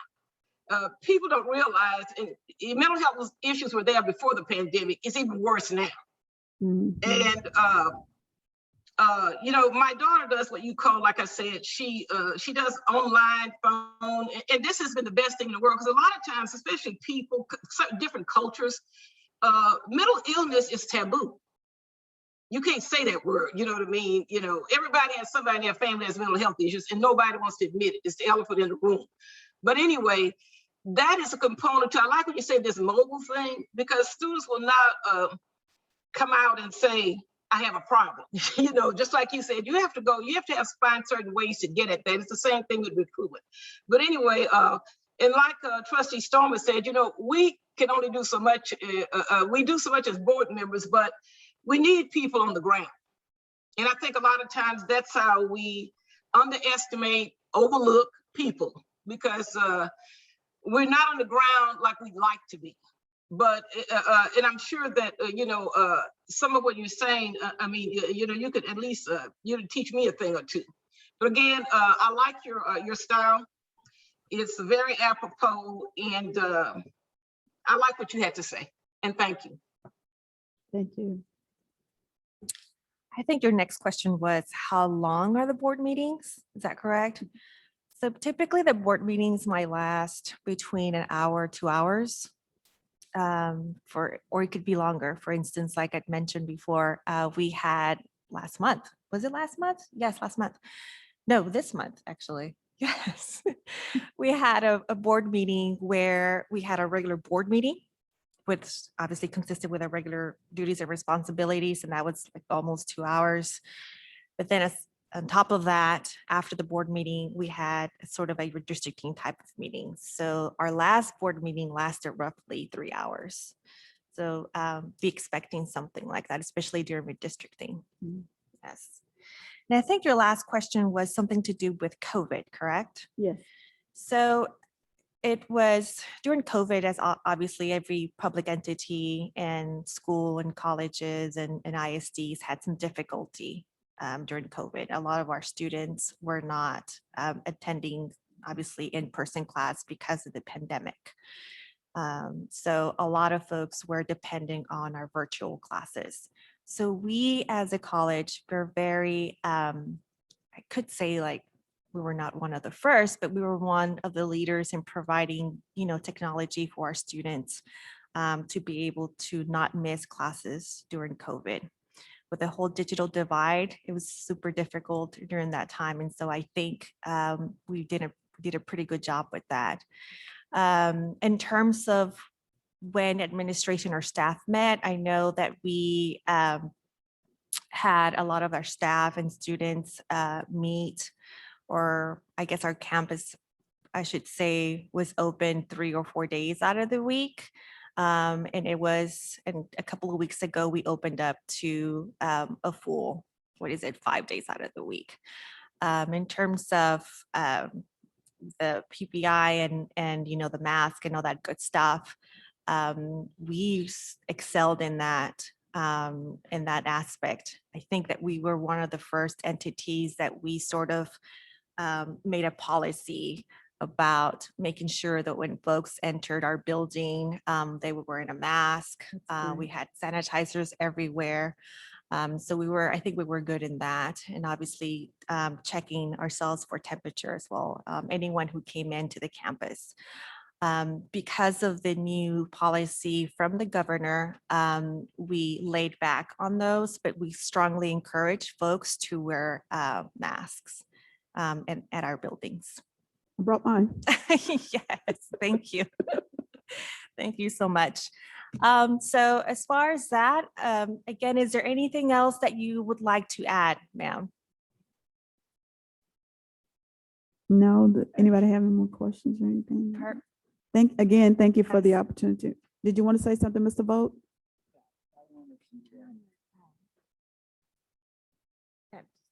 There, just right there, just turn.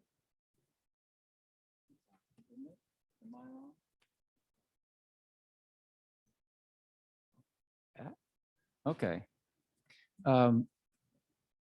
We get our agenda about a week ahead of time, and it gives us an opportunity to go through the consent agenda and establish if we have any questions, and we're given resources as to who to call if we have questions on any particular agenda item, which it makes it really helpful for us to be prepared for our meetings. So there's a little bit more to the meetings than being at the meetings. You have to be prepared for them. I just wanted full disclosure. Thank you. Thank you, Ms. Wolf, so much for joining us today. We really appreciate you making time to join us again on the weekend before Thanksgiving. So thank you so much for your interest, and we really appreciate you being here. Thank you, ma'am. Thank you. So at this time, we will take a break, and we will go back on when we have our next candidate. Thank you.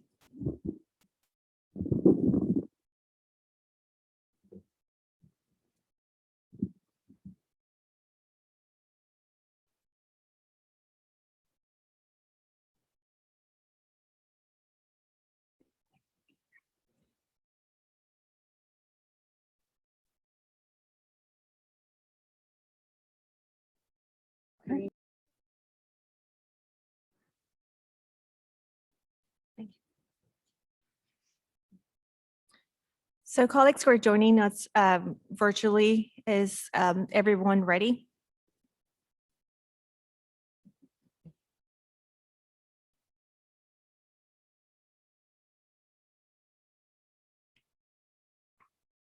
just want to make sure, remind that if you're joining us virtually, we make sure that we see, that we get the opportunity to see you.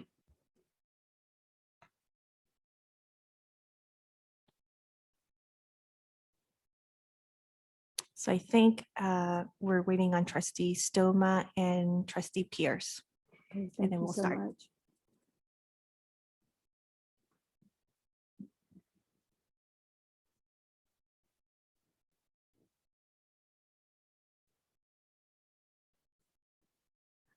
I'm sorry, I didn't hear you.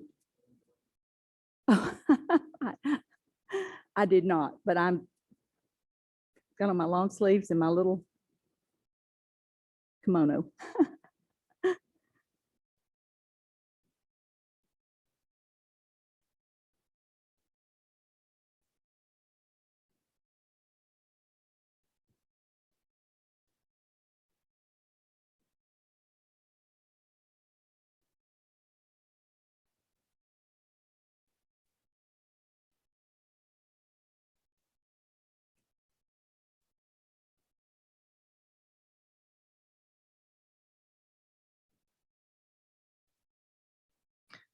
Okay, Ms. Broussard, thank you. We'll go ahead and start. Okay, We're- sure. We're not going to make you wait.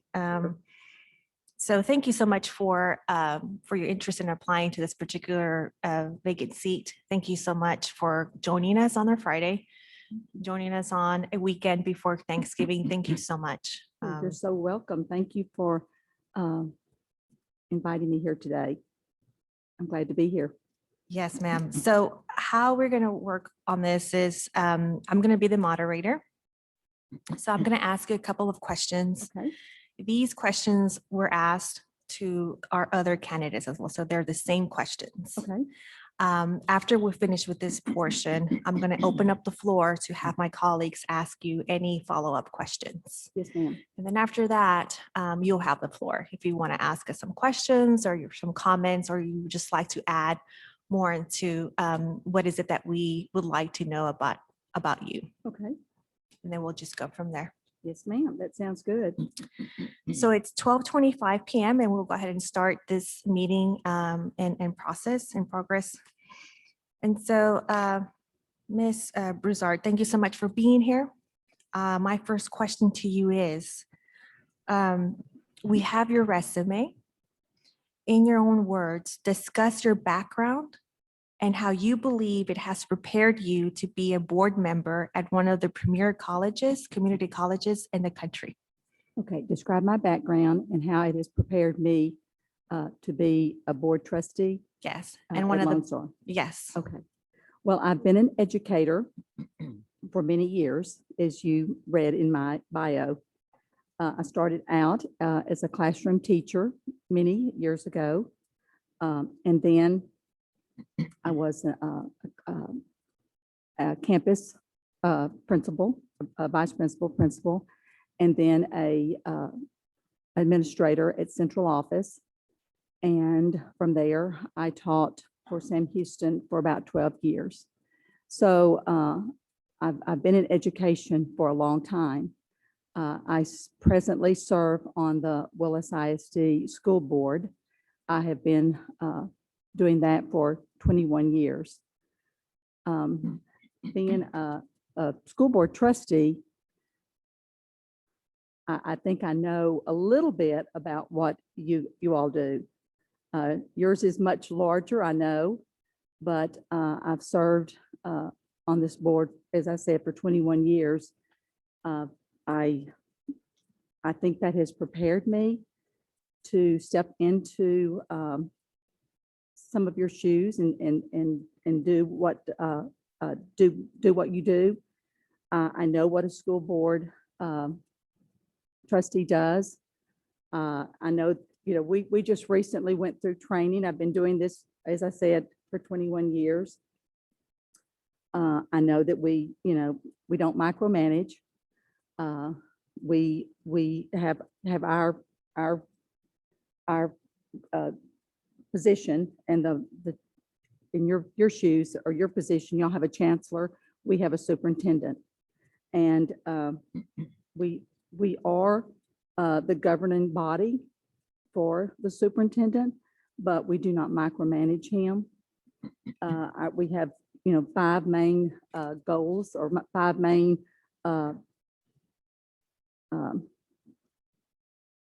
things that we do. We adopt goals, we adopt policies, we hire, fire, and evaluate. We do the budget and set the tax rate, and we communicate and advocate for the community. So we don't, we leave his business to do the business of the district. I feel like I've been doing this long enough that I know what y'all do. And as I said, I know y'all do it on a much larger basis than we do. We have a $73 million budget that we passed. Y'all's is probably 5 or 6 times what ours is. After looking at your budget book, I know it is, but still, it's pretty much, the same thing that you follow. I don't know if you want me to elaborate more than that, but Thank you. My second question is, what prompted your interest in applying to be a trustee? well, as I said, I've served 21 years on the school board of Willis. I've enjoyed most every minute of it. I'm the type person that I like to give back. I've always had my hands in something as far as serving others. My daughter and I own a school. We've owned the school for 6 years. So I'm going to always be busy doing something. But I feel like it's towards the end of my tenure with the school board.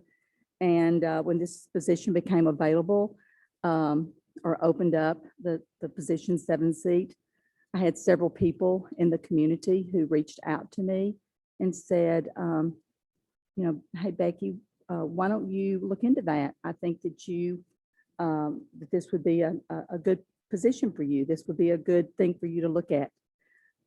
You served as a professor at Sam Houston for 12 years. You've been in education for 40 years. You own a school. You've been from classroom teacher to central office administrator. You know a lot about education. You know a lot about what it takes to run a school, what it takes to run a school district. I think this would be something that you should apply for. So I prayed about it. At first I thought, oh, I don't know. I've done the school district for a long time, but I prayed about it. And I thought, well, yeah, I think I will. I think I'll throw my hat into the ring, and I think I have a lot to offer. I think that this would be a good fit for me. Thank you, ma'am. Let me pause here real quick. I failed to introduce my colleagues. Okay. So let me do that. Sorry. Yes, I've seen So- all their pictures and read about them. Yes, I apologize. So to my right, I have Trustee Vogt. Nice to meet you. Nice to meet you. And then joining virtually, we have Trustee Stoma. Nice to meet you. And, My pleasure. Thanks for coming. Yeah, thank you so much. and then we have Trustee Wilson as well, joining us virtually. Nice to meet you. Hi, how you doing? Thank you for coming. Thank you so much. And then we have Trustee Pierce joining us as well this afternoon. Hi, Nice to meet you. nice to meet you too, and thank you for coming also. Thank you so much. And I think I saw Trustee Kane. I don't know if he's still in the waiting room, or I think I saw him just a couple of minutes ago. But he's somewhere in there. Okay, very nice. So- I'll look forward to maybe meeting. So let us proceed. So our next question is, what in your view is the role of the Board of Trustees? Say that one more time. Sure. So what in your view is the role of the Board of Trustees? What are the roles of the Board of Trustees? In Oh. your view? Okay, well, I did say that earlier, what the roles were, and they are to adopt goals, to adopt policies, hire, fire, evaluate your superintendent or your chancellor, adopt the budget and tax and set the tax rate, and then communicate and advocate for your community. That basically, that's it. You don't micromanage. And there probably are about 27. But basically, these 5 are the top. Thank you. Next question. The board has 3 main responsibilities, and I think you spoke about them earlier. So the board has 3 main responsibilities. Mhm. One of them is hiring the chancellor. Mhm, The other is oversight of approval of policies mhm. and oversight of finances. Yes. How do you see the board operating in each of these areas? And more specifically, what is the role of the board versus the role of the administration? So there's 2 questions there in one. Okay, So so the first question is, how do you see the board operating in each of those areas? Mhm. And then the second question is, what is the role of the board versus the role of the administration? okay. Well, the administration does the day-to-day. That's, they handle all of the day-to-day, just like my little school. We have to be in there doing all of the day-to-day, and so does each of the schools. So does, what are, y'all, there are 14 campuses, is that right? I think, something like that. I mean, they're doing the day-to-day. They're spending the money. They're doing the buying. They're setting their budgets. They're bringing the budgets to you all, the trustees. You have to pass the budgets. You have to look at everything. So they're the boots on the floor.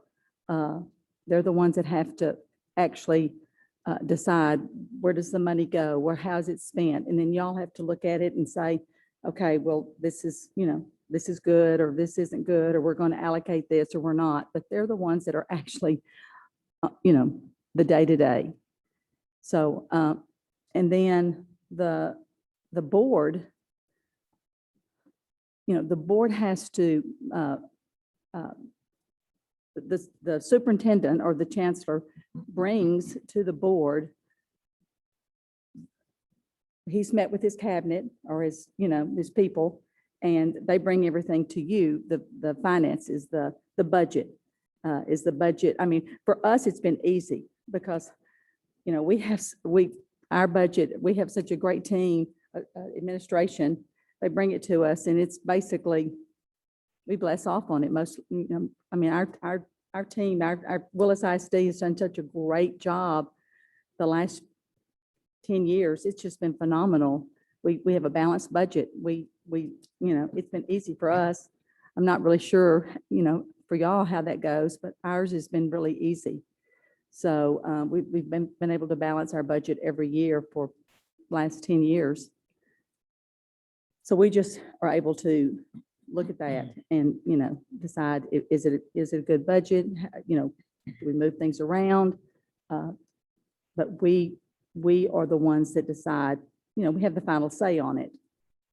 But they're the ones that are actually spending the money that we decided, is it a good budget? Is it a balanced budget? Thank you, ma'am. Our next question. What do you think are the priorities of Lone Star College? So some folks might say students is a priority of the college. Some might say finances is a priority of the college. And then some might say diversity is the priority of the college. So what do you think are the priorities of Lone Star College? Well, I don't think that you can limit it to any of those. You have to look at all of it.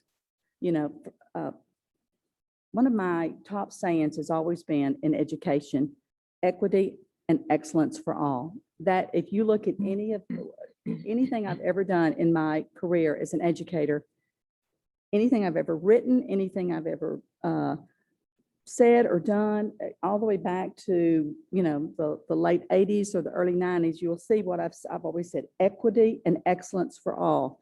And I meant it. That is important. I taught it when I taught as an early young educator. I taught at very low socioeconomic schools. I was a principal at low socioeconomic schools. I was just kind of drawn to those children, and diversity was very, very important to me. And I was at a school when I taught back in the early 90s with Dr. Skip Mino was the commissioner then, and we were a school chosen. There were just a few schools in the whole state, and we were one of the schools that they looked at to this. We were chosen to as a pilot school to see what could we do to raise scores and to look at the children of diversity. And we succeeded with leaps and bounds with what we did with our children, with some very innovative programs. And it was so exciting what we did. And this was, back in the early 90s. But I decided then and there that yes, you could, every child could learn. You had to teach every child individually, and you had to decide right then. You couldn't just teach every child the same way. Every child had to be, their needs had to be met. And I know it works. And that's what we're doing today at my school. Every child is, you set goals for every child, and you meet the needs of each child, and every child can learn. And it doesn't matter what their background is. It doesn't matter where their home life, where they came from, And I know when I was teaching at Sam Houston, that's the way I taught my students. I was teaching those kids, those young people, right before they went in to do their student teaching. So they were, the teachers of today. And they just, they loved it. They knew that they could go into a classroom and they could teach any child, any child from any background, wherever they were coming from. And they could learn if you believed in that child.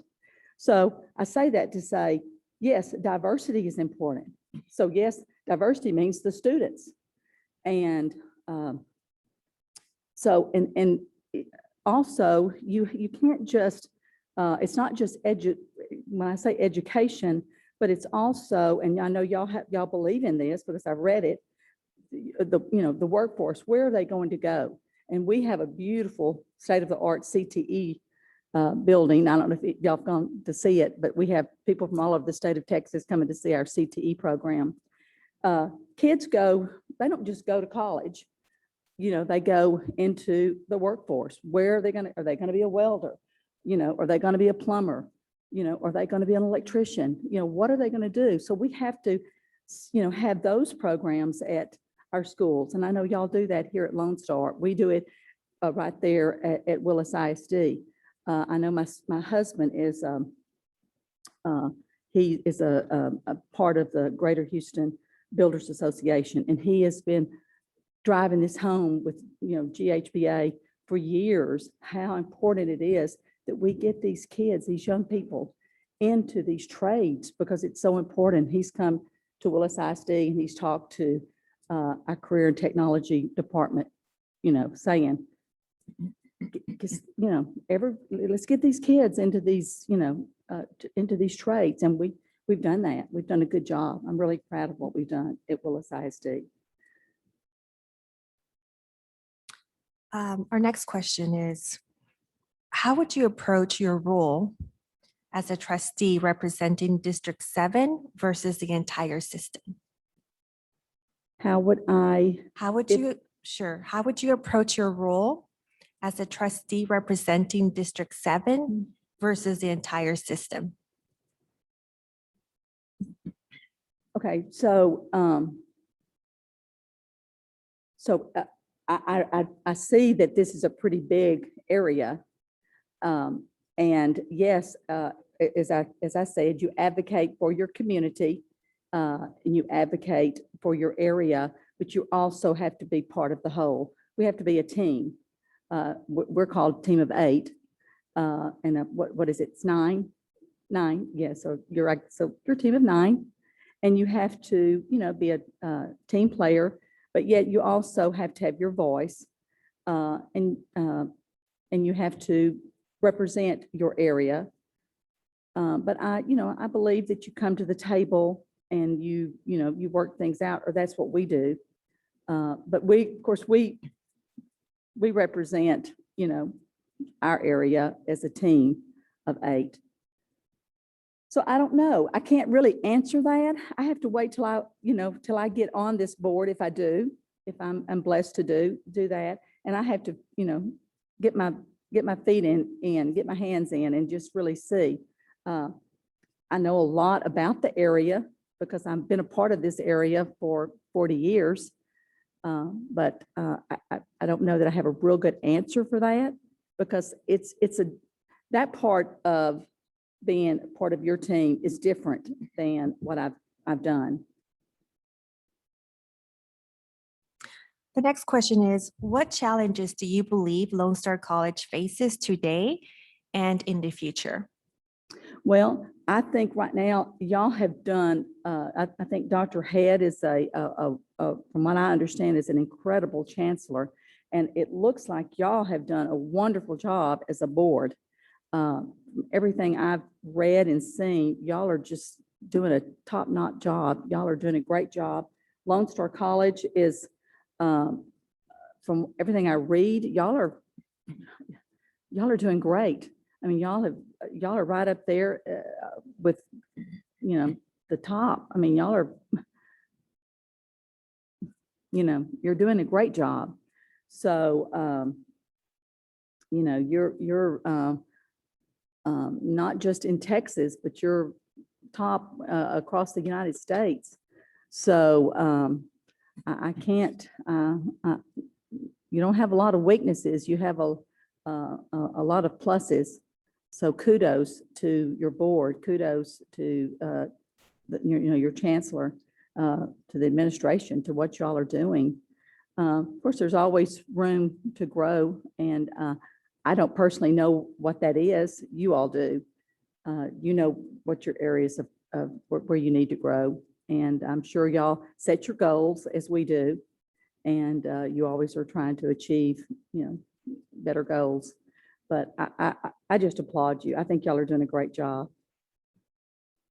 Thank you. And the last question is, what is your perception of Lone Star College today? And what does the system do well? And what work needs to be done? Well, that's kind of a follow-up to what I just said. It's a very similar question. Well, first of all, look at your growth. I know when I was teaching for Sam Houston on one of your campuses, and that was back in 2005, I think. You certainly didn't have 14 campuses. I mean, you were so much smaller then. So your growth shows that what you're doing well. You're big. You're a big college now, and you're very diverse from what I read. So you're doing very, very good things. And the statistics show, like I said, not just from looking at your comparison to other colleges in Texas, but across the United States, what a great job y'all are doing. So I know you always have challenges, and that just comes with, with the change in the times. But y'all are doing a good job. Obviously, you work well together. We do. Thank you so much. Yes, we do. So this is the last of the portion. I mean, we've asked those questions. And so now I'm going to open up the floor to my colleagues if they would like to ask any follow-up questions. Okay.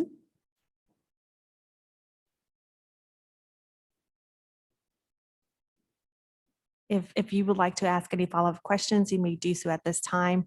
I also have Trustee Kane on the phone joining us virtually. And so because of the connection, Ms. Broussard, I'm going to be asking some of his questions. Oh, okay, sure. But I want to go ahead, and I think Trustee Stoma is ready for a follow-up question. Yes, sir. Yes, ma'am. Again, thank you for coming. You're so I have no doubt that you're qualified to sit on this board.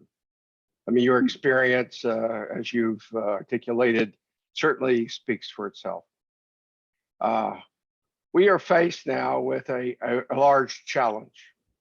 we're going through our redistricting. Oh. And where, based on the 2020 census, we have to look at the maps and see indeed if we could preserve, how should I say, the integrity of our population voting and representation, in a nutshell. What are the top 5 things that you think, top 5, let's make it easier, the top 3 criteria we should look at in maintaining the diversity and the voting integrity of our system?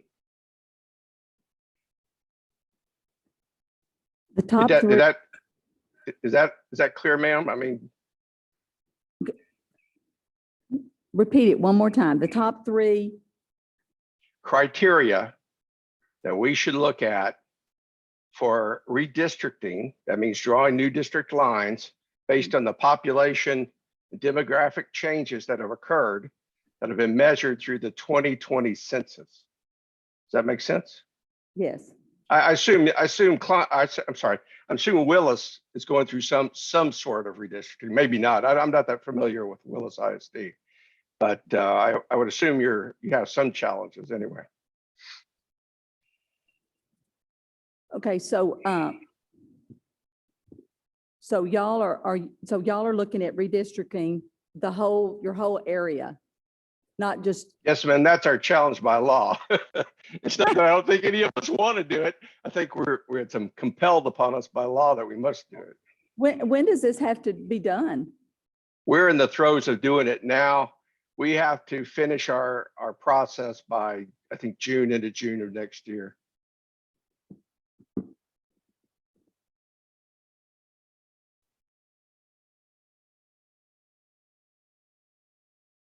Okay, no, we're not having to do that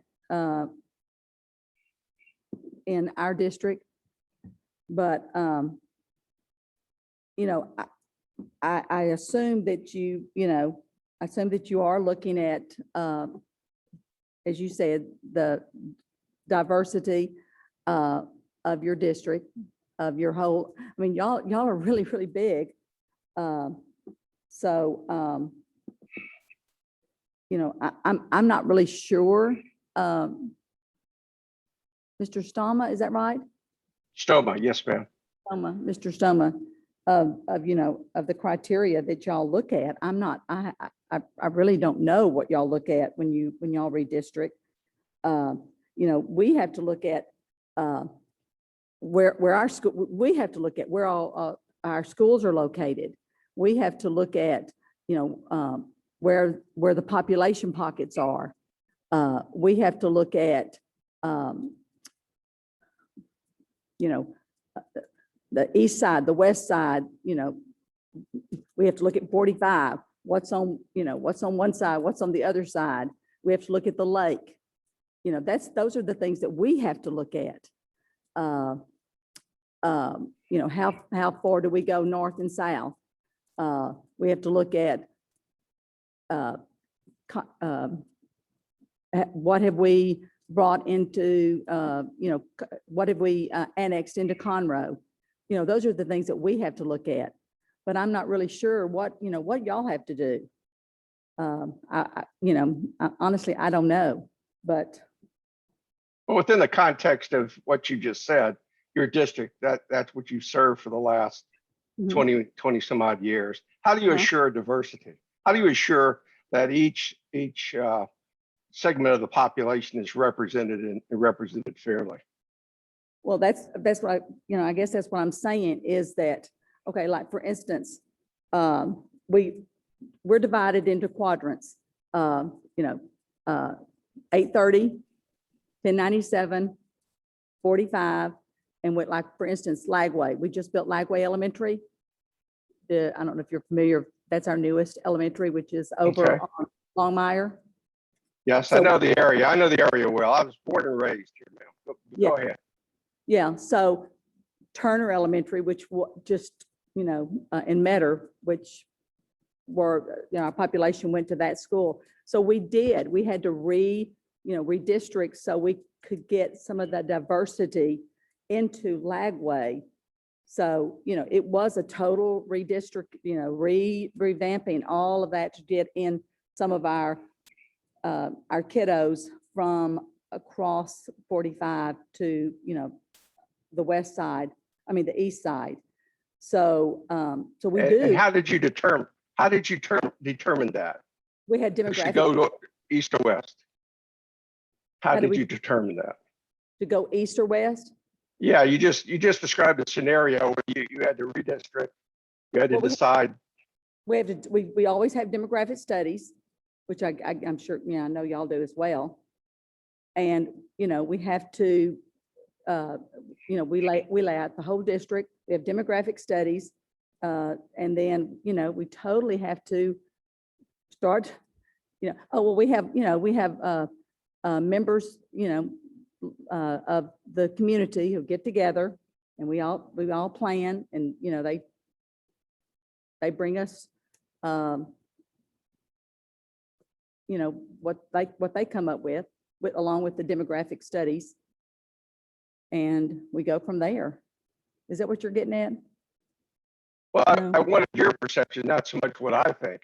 I wanted your ideas and your approach to our problem. Even if it's on a local scale, which you've dealt with for the past 21 years, because you've had to do some type of redistricting according to what you just said. I just wanted to know what you thought, what your approach, how you did it. That's all I was asking. How That I make per- sense? What my Well, I personal mean, thought- how your district did, you were a part of it, correct? I mean, you've been on the board, right? you're asking me personally, what my personal thoughts are on it? No, I was asking how you approached it, how your organization approached it, how your board approached it, how you personally would approach it. I mean, that's the implication here. How do you solve the problem, in other words, the diversity? How do you keep the area Probably diverse and one the of the tough- representation? Because when you start rezoning and you start, moving kids around into new zones for schools, parents get all in a, uproar. They don't like their kids being moved from one school to another, as you well know. I know you know that. And so it's one of the toughest things we do when we start rezoning for schools. But, it has to be done because you have to have that diverse population, in every school. And we do it and we do it well.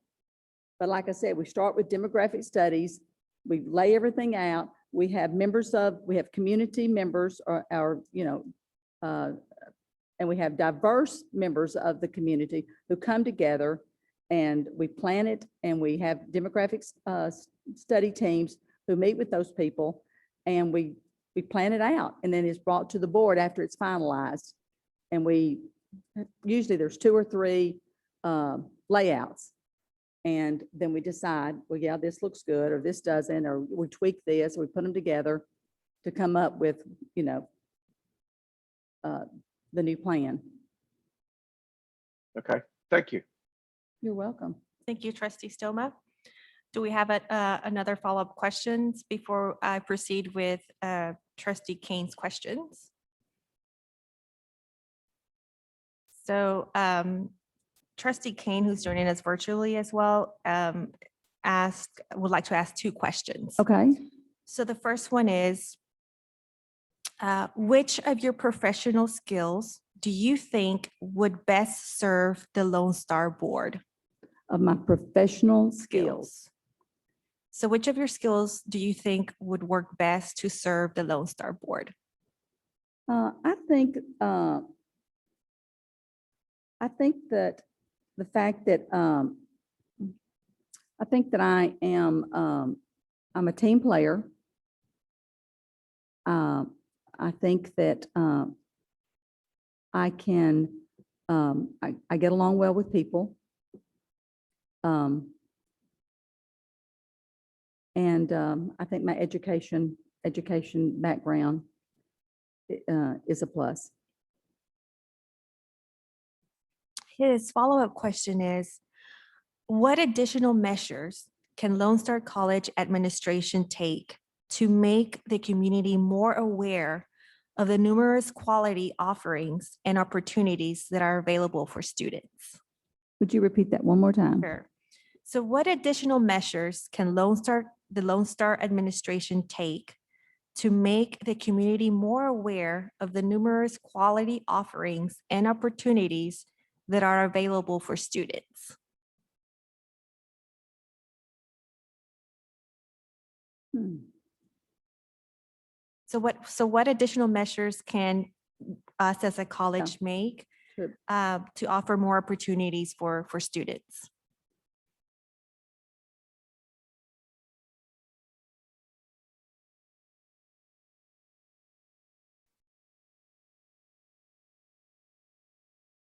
Well, I would hope that that the college is taking all the measures.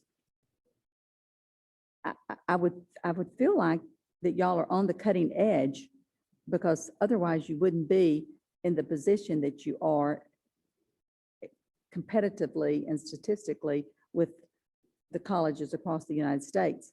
So I'm going to say that y'all are taking those measures. That's what I think. Any follow-up questions? Now, so we ending this portion of the follow-up questions. And so now, Ms. Broussard, is there anything that you'd like to comment or share with us? Aside from what we already know About regarding me? your market race, yes. Anything else that you think we ought to know?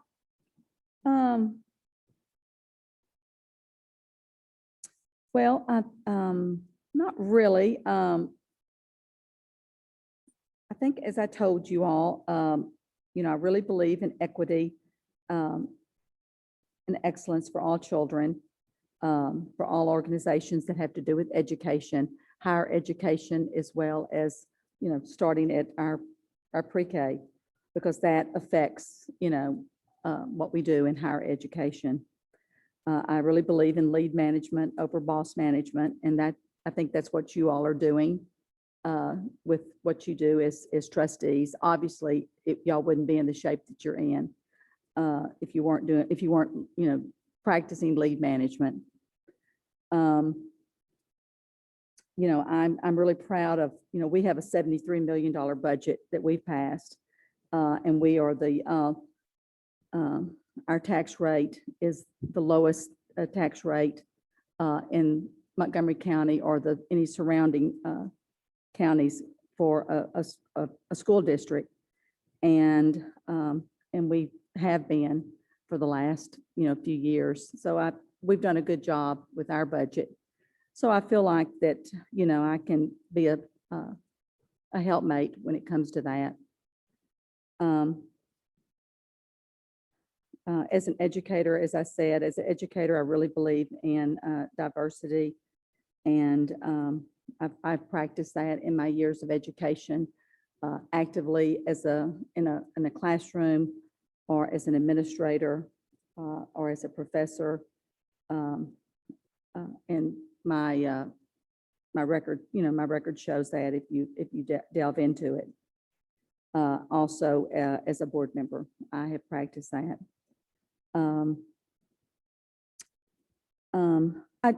I just think my record, if you look into my record, you will see that that I've been a good board member. I think I'm the longest standing board member in Willis ISD history. So there's a reason for that, and you hate to brag on yourself, but there is a reason. There is a reason for that. I've only had to run 2 elections, the year that I ran my first year, and then 1 other election. Other than that, I've never had an opponent. So I would like to sit on the board with you all. I think I have something to offer, and I like to serve my community, and I would enjoy helping you all. I think that's all. No, thank you so much. Thank you for the opportunity Yes, to thank you interview so with much. you all. It was nice to meet you. So this ends the portion of, Okay. of the meeting. So thank you so much for joining us. Yes, thank you. We really appreciate your interest Thank you. and happy Thanksgiving. Happy early Yes, happy yes. Thanksgiving. It is So- here. I know. So Tis thank the you so much, season. ma'am. You have a very good day. Thank you so much. So it is 1:02 p.m. and I adjourn this meeting. Thank you, colleagues, for joining me.